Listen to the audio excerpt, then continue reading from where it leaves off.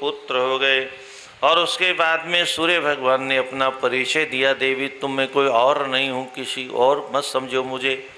अब अपने स्वामी को सुंदर रूप में देख के बहुत प्रसन्न हो गई और उसके बाद में प्रसन्नता से घर वापसी हो गई संज्ञा देवी की। इसी सूर्य वंश में आगे चल करके इक्ष्वाकु के 10 पुत्र हुए, इक्ष्वाकु इत्यादि 10 पुत्र हुए। और इसी वंश में आगे चल करके 10 पुत्रों में एक सरियाती राजा भी थे, जिनकी कन्या का नाम सुकन्या था। क्या ये इधर में जो है च्यवन और सुकन्या के वंश के लोग बहुत रहते हैं। राधे राधे, आप लोग भी उसी वंश में हैं क्या? हैं? हाँ।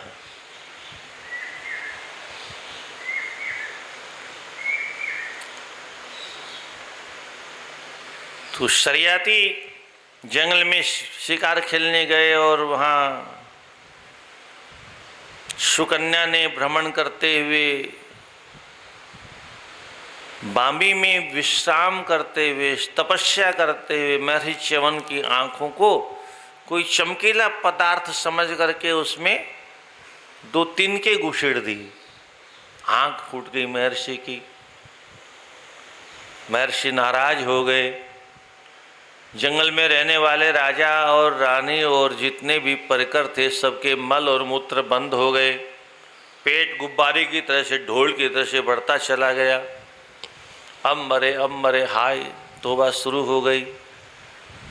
त्राही माम पाही माम, महाराज बचाओ। राजा ने कहा किसी ने अवश्य ही किसी संत का अपमान किया है। ये महर्षि च्यवन का आश्रम है, यहाँ किसने ऋषि का अपमान किया? सबने कहा नहीं भगवान, हमने कोई अपमान नहीं किया किसी संत का। वो कन्या आती है, घटना बताती है, वहाँ जाकर के बांबी को हटाया जाता है। महर्षि च्यवन प्रकट होते हैं, चरणों में सब साष्टांग वंदन करते हैं, क्षम्यताम क्षम्यताम, हे प्रभु हमारा अपराध क्षमा कर दो। महर्षि ने कहा तुम्हारा अपराध तो क्षमा कर दिया, पर मेरी सेवा कौन करेगा? बुढ़ापे में पानी कौन पिलाएगा? स्नान कौन कराएगा? ईंधन कौन लाएगा? नाना प्रकार के कंद मूल फल कौन लाएगा? तुम एक काम करो, अपनी बिटिया का विवाह मेरे साथ कर दो। अब तो राजा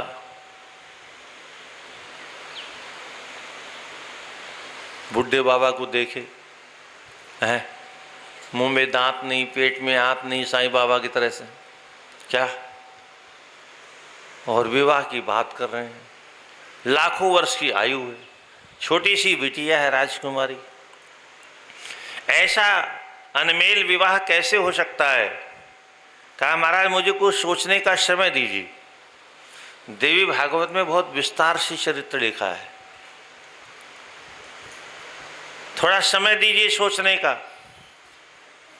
और अंतिम में निर्णय किया, मंत्रिमंडल को बुला करके, और निर्णय किया मैं ये विवाह नहीं करूंगा। बिटिया ने कहा पिताजी ये क्या कर रहे हो आप? ऋषि शाप दे देंगे।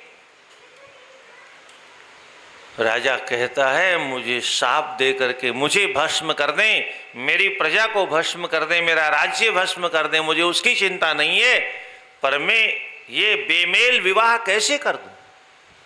एक पिता अपनी बेटी का विवाह अगर अनमेल रूप में करता है, सुयोग्य वर के साथ नहीं करता है, तो उसको नरक में जाना पड़ता है।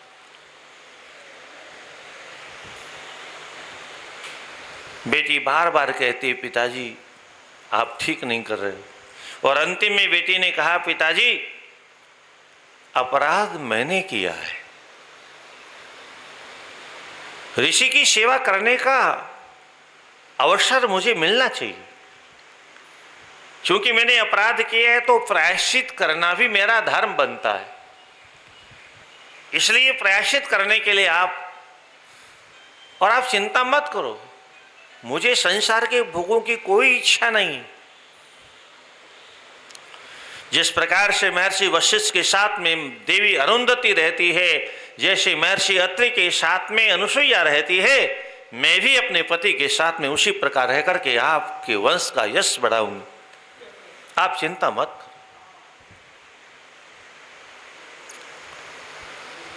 बेटे की जिद के सामने पिता को विवाह करना पड़ा और विवाह के बाद में एक और अद्भुत घटना घटी। वो बालिका कहती है, पिताजी मेरे लिए आप वल्कल वस्त्र ला दो। जो साधु सन्यासी तपस्वी वस्त्र पहनते हैं, गेरू वस्त्र पहनते हैं, मृगछाला इत्यादि ला दो। ये मणि कांचन जड़े हुए वस्त्र, ये आभूषण, ये मेरे अनुकूल नहीं है। ये सुनकर के बेहोश हो गए माता पिता। ये बेटी क्या कह रही है? हम अपनी आंखों से तुम्हें मृगछाला पहनते हुए कैसे देखेंगे? और बाद में कन्या की जिद के सामने पातिव्रत धर्म की दुहाई देने के कारण माता पिता को बलकल वस्त्र लाके देने पड़े। कैसी संस्कृति थी हमारे देश की।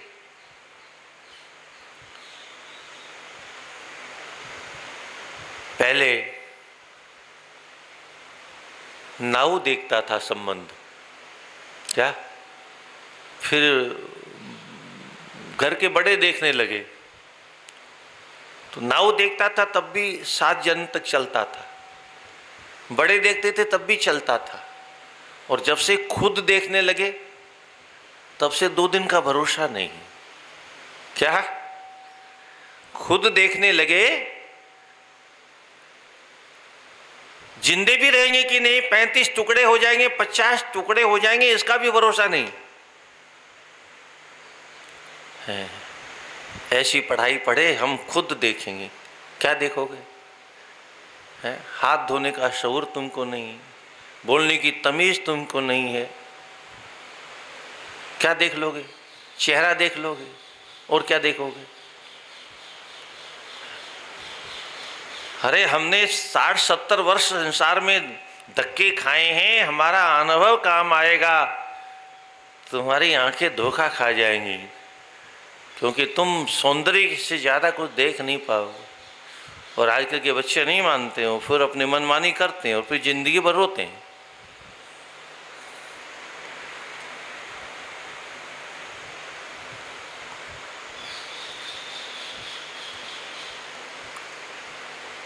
गर्मी के दिनों में ठंडे पानी की व्यवस्था करते थे, हाथ में पंखा लेके, ताड़ का पंखा लेकर के हाथ में दिन भर पंखा करती थी। हैं आज की करा लेंगी, करेंगी थोड़े हैं क्या?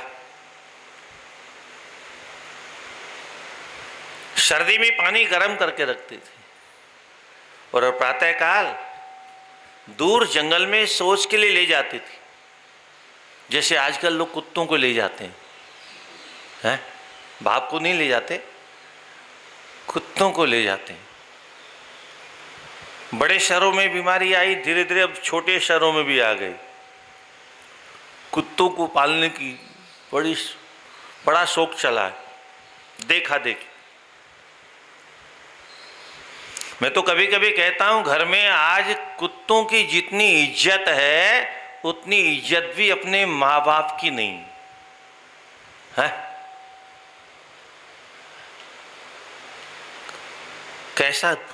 कैसा जमाना आ गया।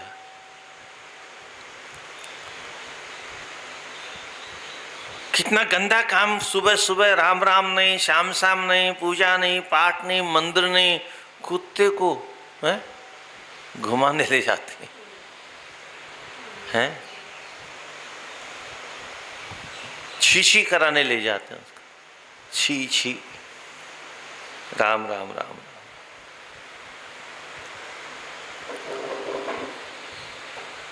जलपात्र रखने के बाद स्वयं दूर बैठ जाती थी और दूर से ही पति के उठने की प्रतीक्षा करती रहती थी। उठने के बाद पकड़ के वापस लाती थी, हाथ धुलाती थी। उसके बाद में, स्वामी ये जल स्नान करने के लिए रखा है, आप स्नान करें। स्नान करने के बाद वस्त्र प्रदान कर देते और उसके बाद स्वामी ये संध्या का जल रखा है, ये तर्पण का जल रखा है, ये अग्निहोत्र की सामग्री रखी है, आप जब जो आज्ञा करोगे मैं आपको प्रदान कर दूंगी।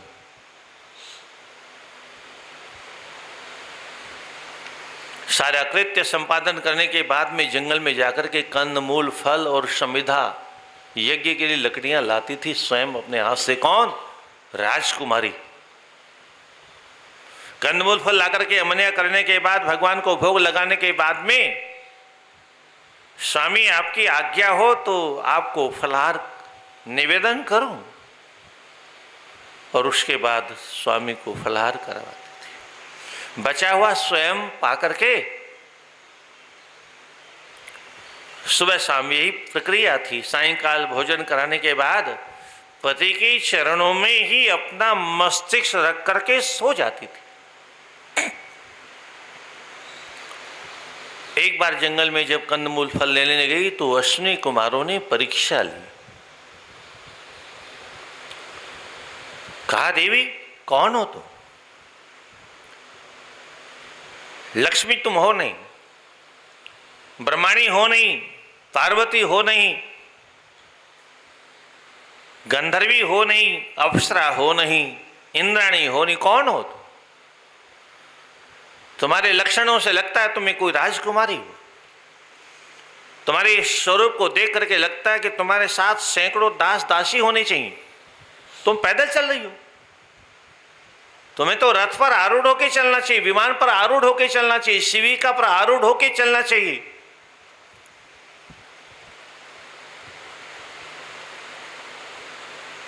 वो तुम्हारे माता पिता कितने भाग्यशाली हैं जिसने तुम्हारी जैसी सुंदरी को जन्म दिया। और ये जंगल और ये धरती कितनी भाग्यशाली है जिसके ऊपर आपके सुंदर चरणों का स्पर्श प्राप्त हो रहा है। सूर्य चंद्रमा भी तुम्हारे दर्शन करके धन्य हो जाते होंगे। देवी, तुम्हारा अगर पति है तो वह भी भाग्यशाली है।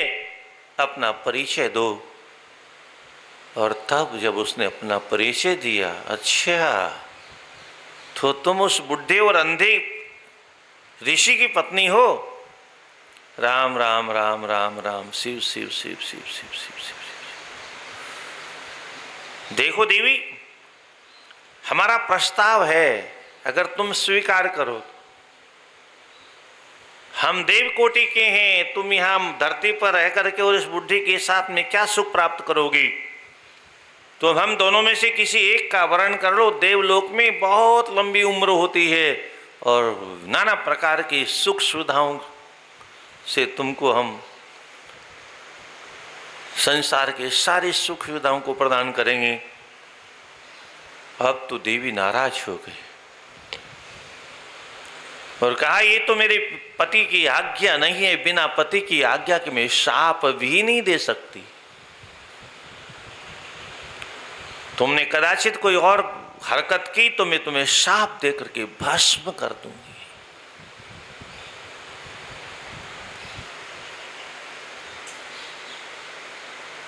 अब तो घबरा गए और कहा, देवी हम तो तुम्हारी परीक्षा ले रहे थे, तुम परीक्षा में पास हो गए। अब तुम एक काम करो, तुम्हारे स्वामी को हम जवान बना सकते हैं और आंखें भी लौटा सकते हैं। पूछ करके हमें बताओ, अगर तुम्हारे स्वामी की आज्ञा हो, बिना उनकी आज्ञा के तो हम कुछ करेंगे नहीं। वो जो वापस जाती है, स्वामी कहते हैं, देवी आज बहुत विलंब हो गया, क्या बात हुई? तो सारी घटना बताई और कहा, आपकी आज्ञा नहीं थी इसलिए मैंने शाप नहीं दिया, पर अंतिम में उन्होंने ये निवेदन किया, अब आपकी आज्ञा अगर हो तो मैं उनको बुला के लाऊं। कहा, ठीक है देवी, उनको बुला के लाओ। फिर वो दिव्य कुंड बनाया, उसमें जंगल की सारी औषधियों का सिंचन किया और फिर महर्षि से कहा इसमें आप स्नान करो, और स्वयं भी उसमें कूद पड़े और 3 एक जैसे देवता निकले, आंख, नाक, कान, हाथ, पैर सेम टू सेम, कोई अंतर नहीं है।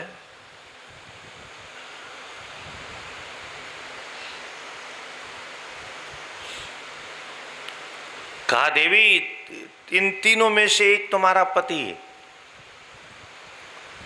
और अपने पति को हाथ पकड़ के बाहर निकालो। अब उसने बहुत देखा ध्यान से, पर अपना पति कौन सा है समझ में कुछ नहीं आया। आज की होती तो शायद तीनों को लेके भाग जाती,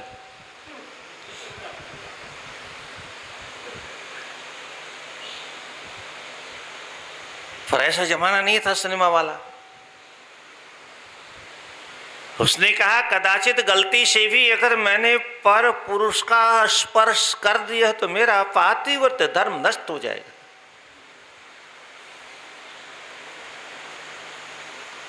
देवी की शरण ली, हे भगवती, हे पराम्बे, हे जगज्जननी, मेरी सहायता करो।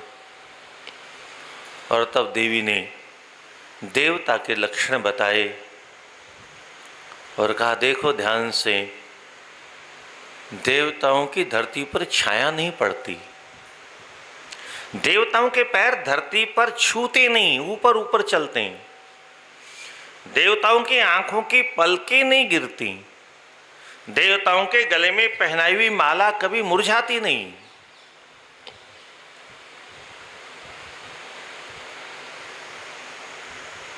और जब ये चिन्ह बताए और तब उसने भेद को समझा और अपने पति का हाथ पकड़ के बाहर निकाला, देवता बहुत प्रसन्न हुए। ये है पातिव्रत धर्म की महिमा। एक पतिव्रता अपने पातिव्रत धर्म के बल पर देवताओं को प्रसन्न करके और अपने पति को वृद्धावस्था से युवा बना देती थी और अंधे को आंख प्रदान करने की क्षमता रखती थी। आज तो आंख तो क्या हो, आंख हो तो फोड़ और दें। हाँ, इसी जयपुर में मैंने पढ़ा, आपने भी पढ़ा होगा, यही एक पेपर आता आपके राजस्थान में, दैनिक भास्कर, 3-4 वर्ष पहले की घटना है। ये महाराज जी कहीं कथा करने ले गए थे, गांडरवाला क्या है, कोई गांव है गांडरवाला,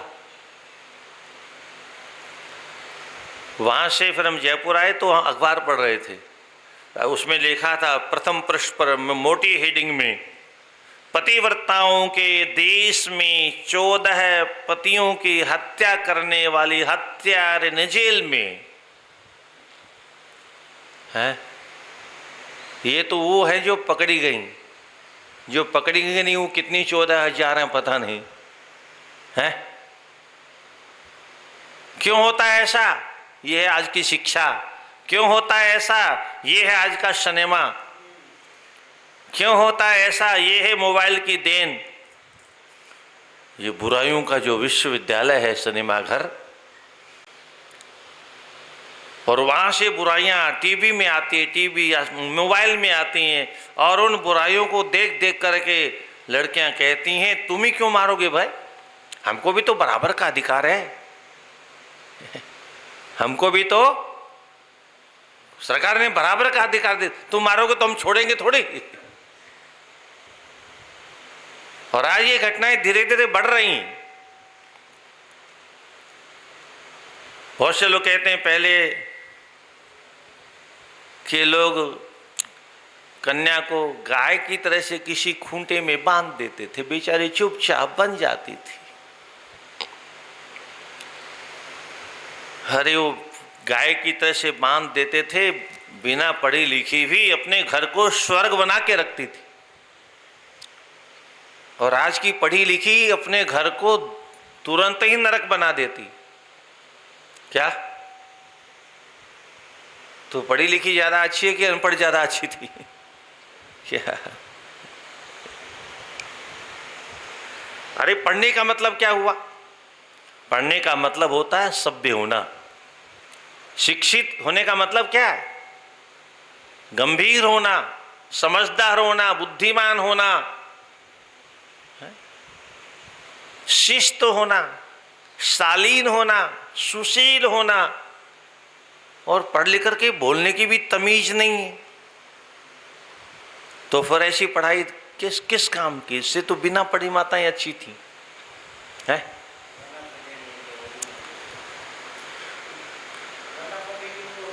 लंबा चौड़ा परिवार होता था और 5-5, 7-7 बहुएं घर में 2 हाथ का घूंघट निकाल के अपना अपना काम करती रहती थी, चुपचाप शांति से, कोई हो हल्ला होता नहीं था। बच्चे भी पुराने ज़माने में बोलना जानते नहीं थे, जानेंगे कहाँ से? उन्होंने किसी की आवाज़ सुनी ही नहीं घर में। क्या न देवरानी जेठानी बोलती थी, न सास बहू बोलती थी, न पति पत्नी बोलते थे, अपने अपने काम में लगे रहते थे। आज के बच्चे बहुत क्यों बोलते हैं? पुरानी माताएं कहती ये छोरी कितनी बोलती है। अरे वो छोरी क्यों बोलती है ये आपको मालूम नहीं? वो पेट में से मम्मी की मूवी देखी उसने, हजारों मूवी देखी, सभी प्रकार के सीन उसने पेट में देखे, बकर बकर बकर बकर बकर बकर बकर बकर पेट में सुना उसने। फिर गोद में रह करके टीवी देखी, मोबाइल देखा। वो दिन भर सुनते रहते हैं तो बच्चे फिर बोलना सीख लेते हैं। पहले कोई घर में बोलता नहीं था तो हम लोग बड़ों के सामने ऐसे बन के रहते थे, गूंगे ऐसे आंख उठा के बोलने की हिम्मत नहीं होती थी। और आज तो ढिशम ढिशम ढिशम, मम्मी पापा पर ढिशम ढिशम ढिशम। हम लोगों के मम्मी पापा डिशम डिशम करते थे और आज की औलाद डिशम डिशम करती है। कितना परिवर्तन हो गया, ये सिनेमा की कृपा है। इसलिए गर्भावस्था में माताओं को गीता भागवत रामायण पढ़ना चाहिए, और मोबाइल देखना भी है तो फिर रामायण सीरियल देखना चाहिए, कृष्णा सीरियल देखना चाहिए, धार्मिक सीरियल देखना चाहिए। छोटे बच्चों को भी हाथ में मोबाइल देना ही नहीं चाहिए। राधे राधे। ये तो कहोगे महाराज रोते हैं, रोएंगे 2 दिन 3 दिन रोक रह लेंगे, उसके बाद में सीधे हो जाएंगे, पर उसके लिए खुद भी त्याग करना पड़ेगा। हम खुद दिन भर मोबाइल चलाएंगे तो बच्चा कैसे मानेगा? तो थोड़ा हमको भी कंट्रोल में अपने आप को करना पड़ेगा।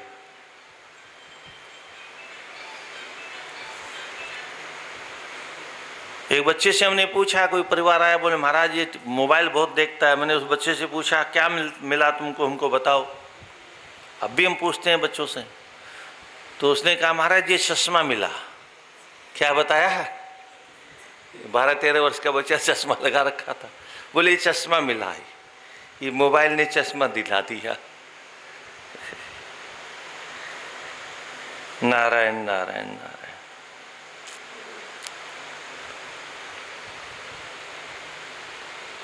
महर्षि च्यवन का अद्भुत चरित्र है। कालांतर में सोमयज्ञ करवाया अपने ससुर से और अश्विनी कुमारों को सोम रस प्रदान किया। इंद्र ने मना किया, महर्षि इसको सोम रस नहीं देना, हमने इसको जाति से बाहर कर दिया वैद्य होने के कारण। महर्षि ने कहा यह परोपकारी वैद्य है, निस्वार्थ सेवा करने वाले। हमने कहा है सोमरस देने के लिए तो हम तो देंगे। बोले हम वज्र चला देंगे। महर्षि ने कहा मनुष्य मरता तो एक ही बार है, और मरने के बाद में भी अगर कोई जीवित रहता है तो हमारा शास्त्र कहता है कीर्ति यस्य स जीवति।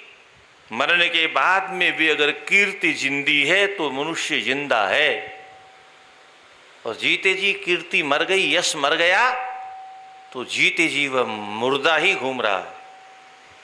यश जिसका जीवित है वो मरने के बाद में भी जीवित है। आज हम लोग कथाएं करते हैं इन महापुरुषों की, क्यों? क्योंकि इनका यश ऐसा था, आज भी ये जिंदे हैं। ध्रुव प्रहलाद, कलयुग के मीराबाई, सूरदास, रैदास जी महाराज, तुलसीदास जी महाराज, ये सब महापुरुष कलयुग के हुए हैं। इनके गीत अगर हम गाते हैं तो इनका यश आज भी जीवित है, इसलिए गाते हैं।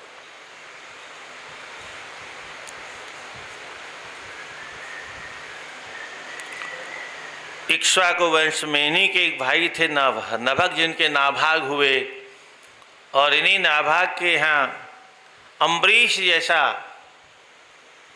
भक्त हुआ। शैवी मन कृष्ण पदार बिंदयोर, जिनका मन निरंतर भगवान की सेवा में लगा रहता था।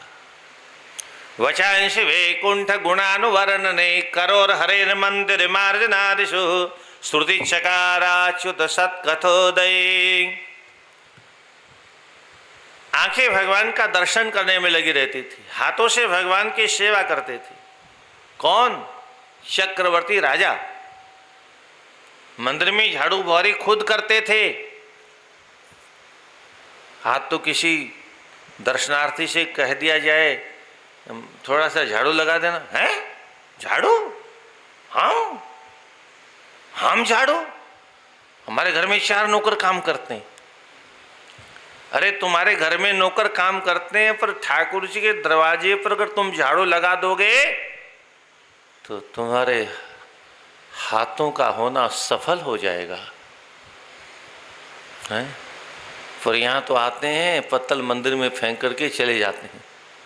क्या लड्डू खाया, पत्तल फेंकी, पत्तल उड़ उड़ करके अब बाबा जी उठाते रहो।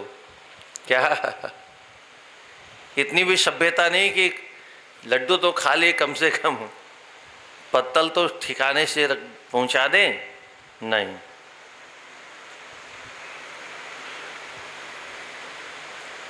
धर्म को बचाने के लिए कितना कुछ करना पड़ता है महात्माओं को। कथा सुनो, भंडारा खाओ, तो कथा तो नहीं सुनते, भंडारा खा के चले जाते हैं। क्या कथा में गिनती के लोग बैठते हैं और भंडारे में 500-500 लोग बैठते हैं।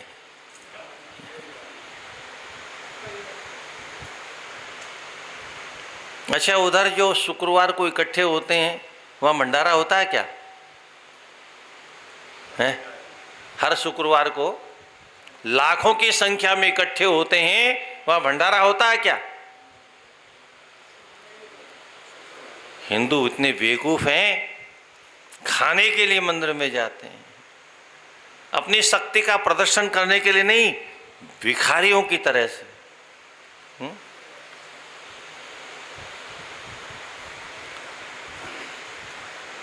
इसलिए हिंदुओं की बुद्धि खराब हो गई, हम दो हमारा एक।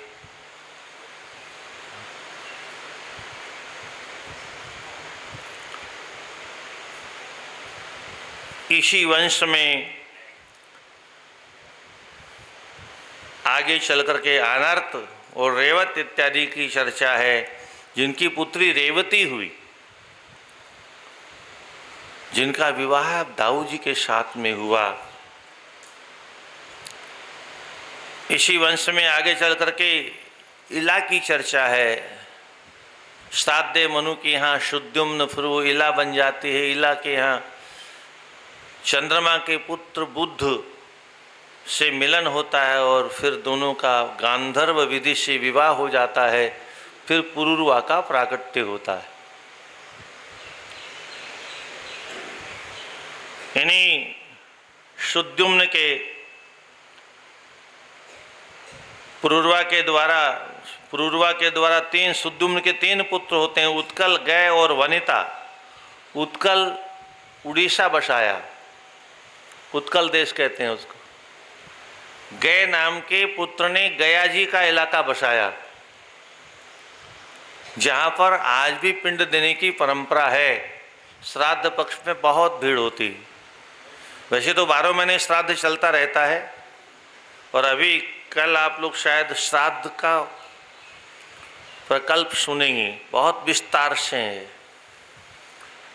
श्राद्ध की क्या महिमा है, पितर किसे कहते हैं, यहाँ बहुत विस्तार से दिया है और बड़े बड़े महापुरुषों की चर्चा है उसमें।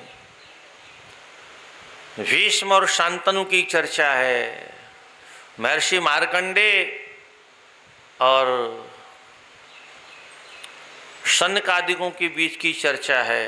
ये बड़े बड़े महापुरुष पितरों के विषय में विस्तार से वर्णन करते हैं। पुत्र की पुत्रता तभी सार्थक होती है जीवन भर अपने पिता से माता से मीठा व्यवहार करे। क्या? और मृत्यु के बाद में बहुभोजनम, चकाचक भंडारा करे। और गया पिंड प्रदानाच त्रिभि पुत्रस्य पुत्रता, 3 काम करने के कारण पुत्र को पुत्र कहते हैं। अगर 3 काम नहीं करता तो काहे का पुत्र? पुमनाम नरका त्रायते यश पुत्र, पुम नाम का एक नरक होता है, उससे जो उद्धार कर दे उसको पुत्र कहा जाता है। अब आजकल तो पुत्र होते ही नहीं।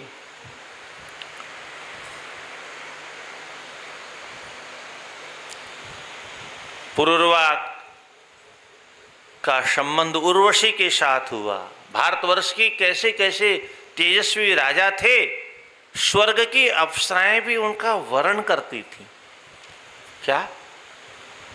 इस धरती के लोग कहते हैं महाराज छोरे का विवाह नहीं हो रहा। अरे छोरे में गुण तो होने चाहिए। क्या? और एक कारण और है, हम जब पैदा ही नहीं करेंगे छोरी तो फिर छोरे का विवाह कहाँ से होगा? हम तो हमारा एक किसी परिवार में 2 छोरे हो जाते हैं तो तीसरी छोरी पैदा नहीं करते हैं। मूछों पर ताव दे के घूमते बोले वाह, अब हमको तो कन्यादान का पैसा बच गया। कन्यादान का पैसा बचाने वालों, तुम्हारी खोपड़ी में धूल भरी हुई है, तुमको ज्ञान नहीं है। तुम्हारे जैसे गांव में 20, 25, 100, 200 लोग और भी हैं, उनके भी 2 ही लड़के हैं, तो कितनी लड़कियों की कमी हो गई है? तो लड़की कहाँ से आएगी? आकाश से कि पाताल से?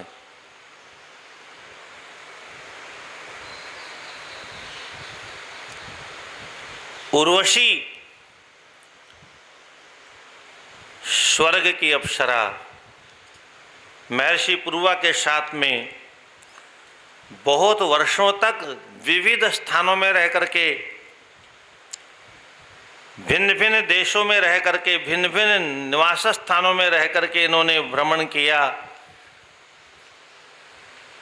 कभी नंदनवन में 10 वर्ष रहे तो कभी 5 वर्ष गंधमादन पर्वत पर रहे, 5 वर्ष बद्रिकाश्रम में रहे। ऐसे करते करते न जाने भारतवर्ष और देवता देवलोक में चित्ररथ वन में 10 वर्ष रहे। ऐसे भ्रमण करते रहे। अद्भुत शक्ति संपन्न देश के होनहार महापुरुष हुआ करते थे। ऐसे ऐसे राजा होते थे, देवता लोग जब दैत्यों से हार जाते थे तो हार करके धरती पर आकर के यहाँ के राजाओं से प्रार्थना करते थे, हे महाराज हमारी जान बचाओ। तो यहाँ के राजा लोग जाकर के दैत्यों को मार के भगाते थे। ऐसे ऐसे वीर प्रताप। और बाद में ऐसे ऐसे हिंजड़े हो गए कि विदेशी मुट्ठी भर लुटेरे आए, देश पर कब्जा करके बैठ गए। क्या? बाद के राजा कैसे हुए? आपस में लड़ते रहे। मुट्ठी भर लोगों ने देश को गुलाम बना लिया, फिर मंदिरों को तोड़ना प्रारंभ कर दिया, फिर किसी राजा को दर्द नहीं हुआ। अगर देश के राजा इकट्ठे होकर के बाबर की खोपड़ी पर चढ़ जाते तो क्या करता मुट्ठी भर है?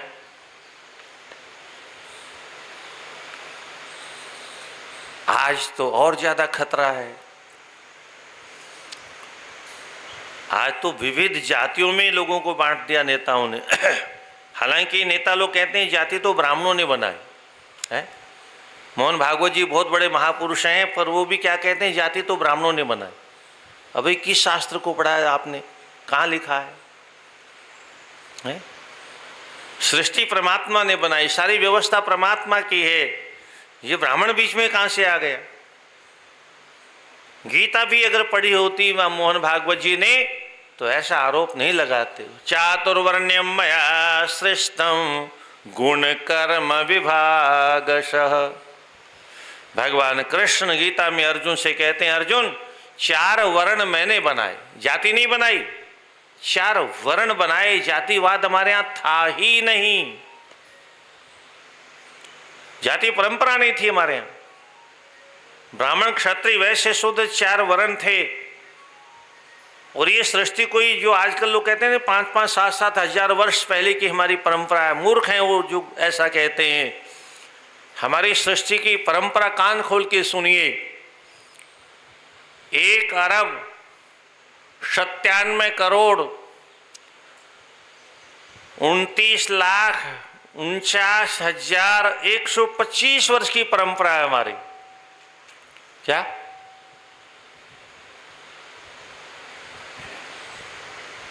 और कभी भी किसी भी प्रकार का जाति विवाद हमारे यहां तब तक नहीं हुआ जब तक विदेशी जानवर यहां नहीं आए थे। विदेशियों ने अपने स्वार्थ के कारण हमको लड़ाया आपस में, ब्राह्मणों से समाज को दूर किया, और वो परंपरा आज तक चल रही है। आज भी ब्राह्मणों को गालियां सबसे ज्यादा मिलती, जबकि हमारे पूर्वज जंगल में रहते थे। कहाँ रहते थे? जंगलों में रहते थे।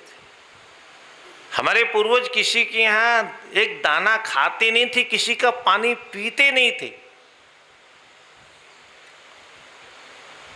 सबसे ज्यादा गरीब अगर कोई होता था तो हमारे देश में ब्राह्मण होता था। क्या? शील और उच्च वृत्ति सबसे ज्यादा अगर बंधन था, अवरोध था, बाधाएं थी तो ब्राह्मणों ने अपने लिए लगा रखी थी। अयाचित वृत्ति, बिना मांगे जो मिल जाए सो ठीक है। इसके अलावा अध्ययन कराने के बाद तो ये पुराने बाद में चली, अध्ययन करा के तो पैसा लेना हमारे यहाँ दोष माना गया है। शील और उच्च वृत्ति, खेत काटने के बाद जो बाली खेतों में गिर जाए उसको शील कहते हैं। वो बटोर के लाना, 12 महीने उसी से काम चलाना, कितना कठिन काम है।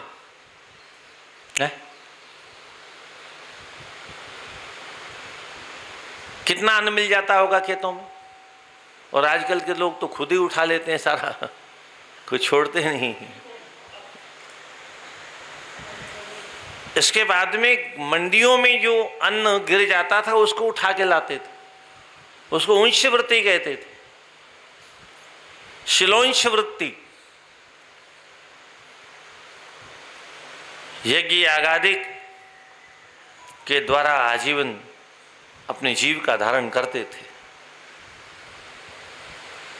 इसी को आगे चल करके लोगों ने छुआछूत कह दिया। क्या? ये नहीं खाएंगे, वो नहीं खाएंगे, उसका नहीं खाएंगे, उसका नहीं खाएंगे। अरे बोलिए तो ब्राह्मण छुआछूत करते हैं। तो कुछ ऐसे दुष्ट पैदा हुए, हल्ला करना शुरू कर दिया, छुआछूत मिटाओ, छुआछूत मिटाओ, छुआछूत भगाओ। अभी 3-4 वर्ष पहले पता नहीं फिर पागलपना सवार हो गया उल्टा, फिर चिल्लाने लगे छुआछूत बढ़ाओ, छुआछूत बढ़ाओ। क्या चिल्लाना लगे लोग? 2 गज की दूरी जीवन के लिए है जरूरी, 2 गज की दूरी, दूर रहो, दूर रहो, दूर रहो, दूर रहो। शुद्ध खाओ ना, शुद्ध पियो ना, शुद्धता से रहो ना, बार बार हाथ धो ना, होटल में खाओ ना, बाहर का पानी पियो ना, नहीं तो आ जाएगा कोरोना, फिर छाती पीट पीट के रो ना। क्या? इन नालायकों से किसी ने नहीं कहा तुम छुआछूत क्यों बढ़ा रहे हो। क्या? विदेश में जो लोग एक दूसरे का मुख चाटते थे, थूक चाटते थे, वो भी थूक चाटना भूल गए, हाथ मिलाना भी भूल गए, गले मिलना भी भूल गए, और हमारी भारतीय संस्कृति के अनुसार नमस्ते नमस्ते नमस्ते सीख गए थे। क्या? ये हमारी ऋषियों की परंपरा है। कोरोना काल ने लोगों को समझा दिया, यही सही परंपरा है। वैसे डॉक्टर कहते हैं टीबी हो गया तो बोले उसके कपड़े दूर रखो, उसके बर्तन अलग रखो, है। अरे हमारे ऋषि महर्षि यही कहते थे, सबका जूठा खाओगे, सबके साथ में खाओगे, सबके साथ में पियोगे, सबके कपड़े पहनोगे, तो सबके आसन पर बैठोगे तो उसकी बीमारियां तुम्हारे अंदर आएंगी। ये वैज्ञानिक दृष्टिकोण था हमारे ऋषियों का, और इसलिए सब निषेध किया जाता था, और उसको लोगों ने छुआछूत मान लिया। आज भी ऑपरेशन थिएटर में बाहर का जूता नहीं जा सकता है। क्यों? डॉक्टर साहब ने मना किया। तो हम मना करते तो क्यों नहीं मानते हो भाई? डॉक्टर की बात मानेंगे, महाराज की बात नहीं मानेंगे। महाराज कहते हैं रसोई में जूता नहीं जाना चाहिए। अरे बोले चप्पल है, फलाहारी है।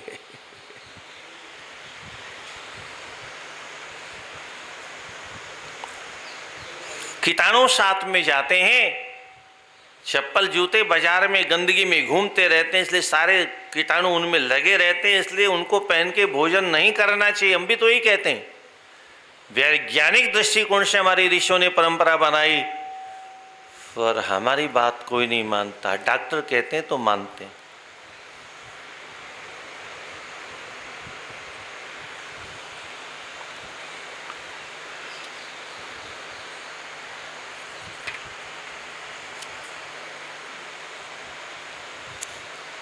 जनमेजय महाराज ने प्रश्न किया, हे भगवान, दत्वा जगाम शिखरम मेरो तपसि संस्थित रेमे रामोपि धर्मात्मा रेवत्या सहित सुखी। ये जो आवर्त नाम के राजा थे, इन्होंने, इनके पुत्र थे रव, इन्होंने कुशस्थली का निर्माण किया, जिसको आजकल द्वारिका कहते हैं। इन्हीं के पुत्र हुए रेवत। रेवत की पुत्री का नाम था रेवती। वो इतनी सुंदरी थी कि उसके बराबर कोई दुल्हा नहीं मिला राजा को, और जब नहीं मिला तो बोले चलो ब्रह्मा जी सृष्टि बनाने वाले हैं, कहीं न कहीं तो जोड़ा बनाया होगा। तो ब्रह्मा जी से पूछते हैं कैसा कैसा इस देश का सामर्थ्यवान पुरुष होता था। आज तो कहते हैं हमको भगवान का दर्शन नहीं होता। अरे हमारे यहाँ के राजा महाराजा तो ब्रह्मा की सामने जाके खड़े हो जाते थे। क्या इतना तेज होता था उनमें।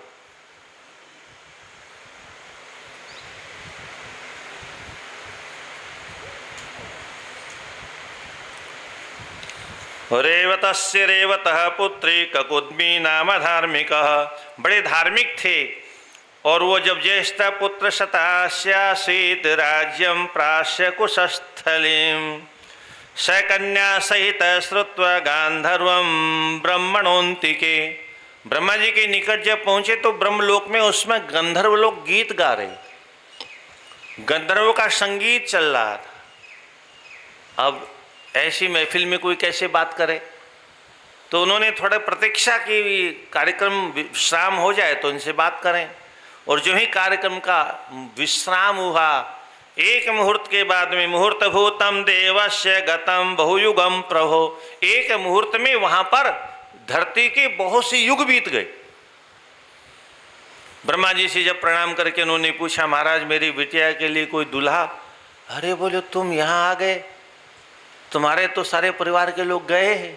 कहाँ? बोले ऊपर चले गए। तुम्हारे जो 100 भाई थे वो सब इधर उधर भाग गए, इतस्ततः है, और अब नष्ट भी हो गए, युग बीत गए।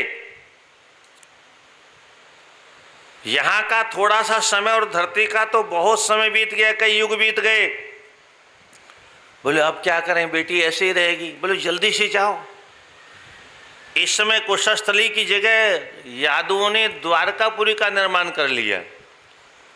कृताम द्वारवतीम नाना नाम बहुद्वारा मनोहरम मनोरमाम भोजवृष्ण्यंधकेर गुप्ताम वासुदेव पुरोगमे। जहाँ दरवाजे ही दरवाजे हैं, कितने दरवाजे गिनती नहीं, ऐसे द्वार वाली, इसलिए उनका नाम द्वारिका है। भोजवंशियों ने, वृष्णि वंशियों ने उसका निर्माण किया है। वासुदेव भगवान कृष्ण उनके प्रमुख हैं। जाओ, कन्याम ताम बलदेवाय सुव्रताम नाम रेवती, बलदेव नाम के वसुदेव के पुत्र हैं, उनको ये कन्या प्रदान कर दो। तो इन्होंने जाकर के, अब वो तो अपने युग के अनुसार लंबी थी, विवाह तो हो गया, पर बहुत लंबी होने के कारण मित्र लोग मजाक करते थे, पूछते थे, दाऊ दादा एक बात बताओ, भाभी माँ से बात करते हो तो सीढ़ी उडी लगानी पड़ती है क्या? दाऊ जी को बहुत गुस्सा आया। दाऊ जी के पास में हर समस्या का एक हल होता है। क्या? हर समस्या का हल उठाया और देवी जी की खोपड़ी पर रखा और सर खींचा, तो यहां तक, फिर हल उठा लिया। तब से रेवती जी इतनी डर गई, हे भगवान, एक बार हल से ऐसा हल निकाला, अगर दोबारा हल रख दिया तो कहाँ जाऊंगी मैं? तो आप देखना, हमारे यहाँ दाऊ जी के मंदिर में रेवती जी पास में नहीं, लक्ष्मी नारायण पास में खड़े रहते हैं, राधा कृष्ण पास में रहते हैं, सीताराम भगवान पास ही में खड़े रहते हैं, परंतु रेवती जी दूर उधर खड़े। इसमें एक और भी शिक्षा है। दाऊ जी महाराज शेषावतार हैं, और शेषावतार का मतलब आचार्य, जीवाचार्य। जीवाचार्य हम सब जीवों को शिक्षा देते हैं, अगर भगवान से थोड़ा बहुत संबंध रखना है तो माया से थोड़ी दूरी बना के रहो। क्या? माया से चिपक के बैठोगे तो फिर भगवान की बात करना बेकार है। दत्वा जगाम शिखरम मेरोस्तपसि संस्थितः, लौट के आए रेवती जी महाराज, विवाह कर दिया और बोले अब यहाँ तो मेरे रहने लायक ही नहीं है, लोग मुझे देखते हैं कहाँ अजूबा कहाँ से आया है? तो बेचारे मेरू पर्वत पर चले गए तपस्या करने के लिए, रही नहीं धरती पर। इसी वंश में आगे चल करके ककुद्मेस्तु तम लोकम रेवतस्य गतस्य हतः पुण्यजनेस्तात राक्षसे शाकुशस्थली। ककुद्मी जब ऊपर गए तो उसके पीछे राक्षसों ने उस नगरी को नष्ट कर दिया। बाद में भगवान कृष्ण ने द्वारका इत्यादि का निर्माण कर लिया। और इसी वंश में आगे चल करके छिंक से कैसे इक्ष्वाकु का प्राकट्य हुआ, विकुक्षी अयोध्या के राजा कैसे बने इत्यादि चर्चा है, और विकुक्षी की चर्चा है, शशाद कैसे हो गए इसकी चर्चा है। और उसके बाद में कुलास्व नाम के राजा हुए इसी वंश में, जिनके पुत्र हुए बृहदस्व नाम के पुत्र हुए। ये तपस्या करने के लिए जंगल जा रहे थे। तो उस समय एक महर्षि उत्तंक नाम के ऋषि थे। उनके चरणों में प्रणाम करके बोले, महाराज मुझे उपदेश दीजिए, मुझे जंगल में जाकर के तपस्या करनी है। तो महर्षि उत्तंक ने कहा, राजन, क्षत्रिय का धर्म उसको तपस्या करने के लिए नहीं कहता। जब तक वो अपने पुत्र को योग्य बना करके राजगद्दी पर नहीं बैठा दे, तब तक उसको जंगल में जाने का अधिकार नहीं। अगर राजा जंगल में चला गया तो प्रजा का क्या होगा? प्रजा की रक्षा कौन करेगा? और एक बात आज के लोगों को समझ में आएगी नहीं, क्षत्रिय ही शासन कर सकता है। शासन करने की क्षमता किसमें होती है? क्षत्रिय की खून में वो गुण होता है। क्षत्रिय की खून में ओज होता है, तेज होता है, वो आभा और प्रभा होती है। क्षत्रिय का खून गर्म होता है, वो अपराध को सहन नहीं कर सकता। किसी की समझ में नहीं आता हो तो यूपी में जाकर के बुलडोजर बाबा को देख लेना, क्षत्रिय कैसा होता है। भले बाबा जी हैं, पर क्षत्रिय का खून कितना खतरनाक होता है, ये वहाँ के अपराधियों को मालूम हो गया है। हालांकि अपराधी इतने अधिक हैं कि कोई न कोई अपराध आज भी होता है, क्योंकि बहुत वर्षों से सत्ता वालों ने ही अपराधियों को पाल पोस के बड़ा किया। जब राजा ही अपराधी को पालेगा तो फिर तो सारी प्रजा अपराधी हो जाएगी, क्योंकि यथा राजा तथा प्रजा, जैसा राजा होता वैसी प्रजा होती है। राजा भी चोर डाकू तो प्रजा भी चोर डाकू। और कलयुग में तो आपको मालूम है, आपने कथाओं में सुना होगा, चोर डाकू ही कलयुग में राजा होते हैं। आजकल राजा नहीं कहते, इनको मंत्री कहते हैं, काम तो वही करते हैं लोग। तो ये जंगल में जाने लगे तो उतंक ने कहा, भवता रक्षणं कार्यं तत्तावत् कर्तुमर्हसि निर्विघ्न तपश्चर्तुं न हि शक्नोषि पार्थिव। आपको तपस्या करना उचित नहीं है। राजा का कार्य है प्रजा की रक्षा करना, और जिस राजा के राज्य में प्रजा दुखी होती है वो राजा नरक में चला जाता है। त्वया हि पृथिवी राजन् रक्ष्यमाणा महात्मना भविष्यति निरुद्विग्न नारण्यं गन्तुमर्हसि। तुम्हारे यहाँ रहने से प्रजा सुखपूर्वक निवास करेगी, और यही तुम्हारी तपस्या है। प्रजा सुखी रहे, पालन लालन पालन करना, प्रजा का पुत्रवत पालन करना, यही राजा का धर्म है। इससे बड़ा कोई तप मैं तुम्हारे लिए नहीं देख रहा हूँ, इसलिए तुमको कहीं नहीं जाना चाहिए। और सुनो राजन, इस समय एक मधु नाम का बहुत बड़ा राक्षस है, मधु का पुत्र है, जिसका नाम है धुंधमार, धुंधु।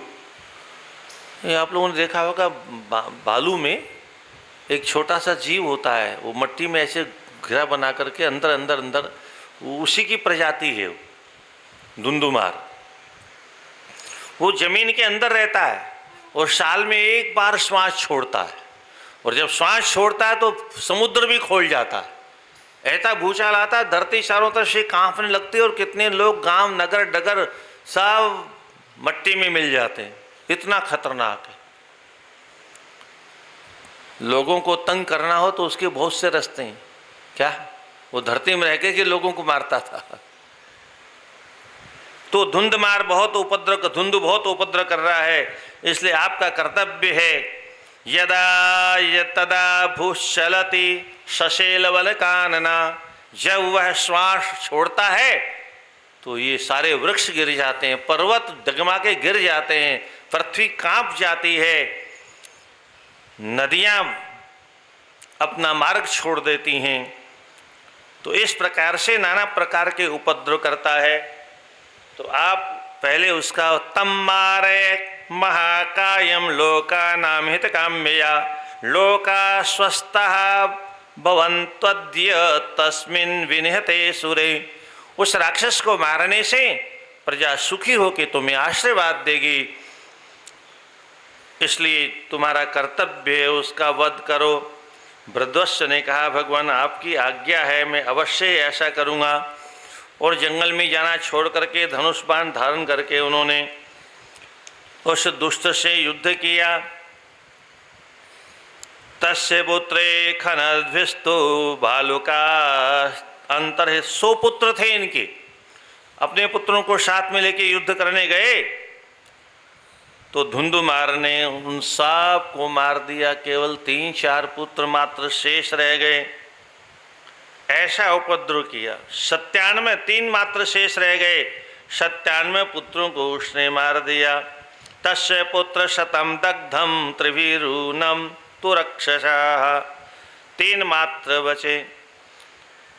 इसके बाद उस राजा ने योगेन वहन्नी च समसाम्यामाशवारिणः, अपने योग बल के द्वारा अंत में उसका विनाश कर दिया और उनका नाम धुंधुमार पड़ गया। धुंधु को मारने से राजा का नाम क्या पड़ गया? बृहदस्व का धुंधुमार।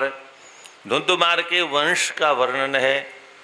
आगे चल करके विश्वामित्र के पुत्र जिनका गालव नाम था, विश्वामित्र तपस्या करने चले गए तो विश्वामित्र की परिवार का भरण पोषण बंद हो गया।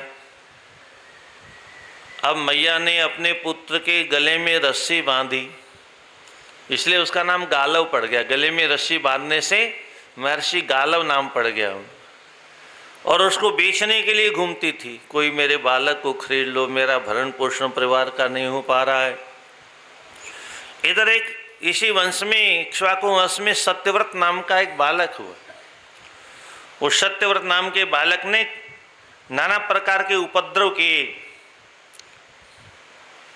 त्रियारुण इनके पिता का नाम था। त्रियारुण के पिता के सामने जब इनकी शिकायत आई गई, किसी विवाहिता कन्या का अपहरण कर लिया। विवाह के बाद में चूंकि वह विवाहिता स्त्री हो जाती है, उस कन्या के अपहरण में और विवाहिता स्त्री के अपहरण में बहुत अंतर है, इसलिए बहुत बड़ा दोष लगता है। आज के राजा नहीं थे कि गले से लगा लें, नहीं, अपने पुत्र को भगा दिया शासन से, निकल जाओ मेरे राज्य से, तुम्हारे जैसे पुत्र की वजह से मैं पिता कहलाना पसंद नहीं करता हूं। तुम्हारे जैसे जहार कन्याम कस्मात् सकस्यचित् पुरवासिनः अधर्म शंकुनाम तेन राजा त्रियारुणो त्यजत, अपने पुत्र का त्याग कर दिया। ऐसा नहीं कि हमारा बेटा नालायक है तो वही मालिक बनेगा देश का, ये परंपरा नहीं थी आज जैसी। पिता त्वेन मथोवाच स्वपाके सहवर्तय, निकल जाओ मेरे देश से। तो बेटा रोता हुआ कहता है, पिताजी मैं कहाँ जाऊं? बोले चले जाओ जहाँ कुत्तों के साथ में रहने वाले शिकारी लोग रहते हैं, उनके बीच में रहो, हमारे यहाँ तुम्हारे लिए कोई जगह नहीं। स्वपाके सहवर्तय, कुत्तों को पका के जो लोग खा जाते हैं ऐसे जीवों के पास जाके रहो।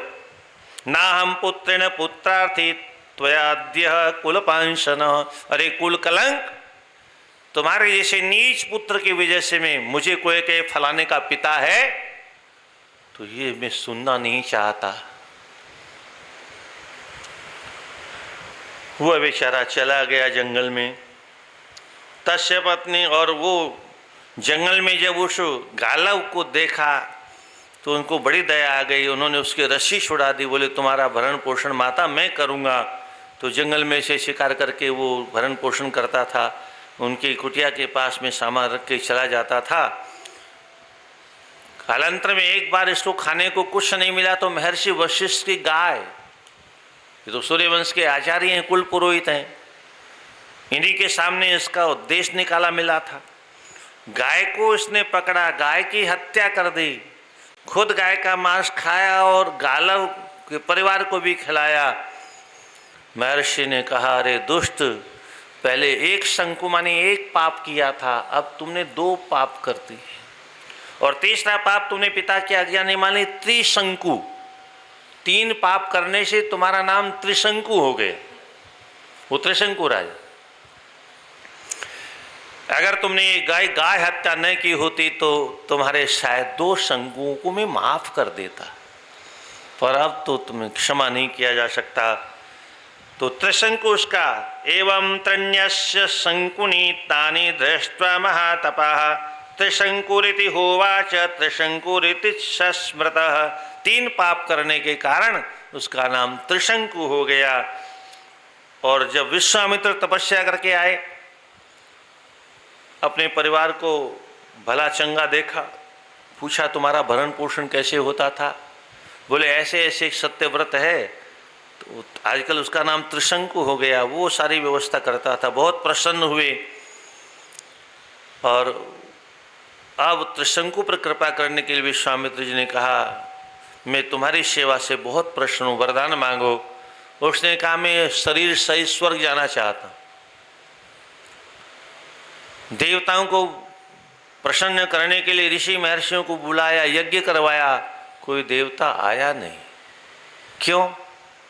विधि के विपरीत यज्ञ में देवता नहीं आते, जैसे आज नहीं आते। पहले देवता आते थे, महाभारत काल में भी देवता आते थे, यज्ञ में अपना अपना भाग लेकर के जाते थे। सब देवताओं की कुर्सियां लगती थी, आसन लगते थे। आजकल पीठ पर पूजा होती है, ऐसे पहले कुर्सियों पर देवता सब बैठते थे। आज भी जैसे बड़े लोगों के यहाँ कुर्सियों पर नाम लिखे रहते हैं, ऐसे सोम, चंद्र, अग्नि सबके नाम लिखे रहते थे, अपने अपनी कुर्सियों पर बैठते थे। आज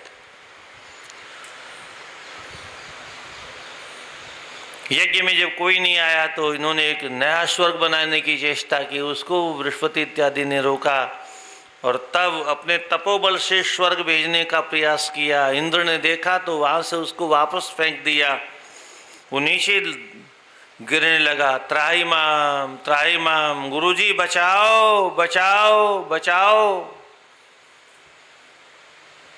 गुरुजी ने कहा तत्रैव तिष्ठ, वहीं रुक जाओ। वो बेचारा तब से वहीं लटका हुआ है। वो ऊपर ऐसे गया, फिर लौट के आया तो उल्टा आया, तो उल्टा लटका हुआ है। इसलिए लोग कहते हैं धोबी का कुत्ता न घर का न घाट का। त्रिशंकु की लार से इस देश में एक नदी बहती, काशी से थोड़ी सी आगे। आजकल, पहले उसका नाम मुगल सराय था, अब योगी जी ने उसका नाम बदल दिया है, दीनदयाल उपाध्याय स्टेशन बना दिया, जंक्शन बना दी, क्योंकि दीनदयाल जी की हत्या वहीं हुई थी। उसके थोड़ा सा आगे चल कर के एक नदी है, कर्मनाशा उसका नाम है। उसकी विशेषता, उसके जल में कोई स्नान नहीं करता, क्योंकि वो त्रिशंकु की लार से बनी। वहाँ की विशेषता है, इस नदी में का जल छू देगा तो उसके सारे पुण्य नष्ट हो जाएंगे, इसलिए कोई स्नान नहीं करता है।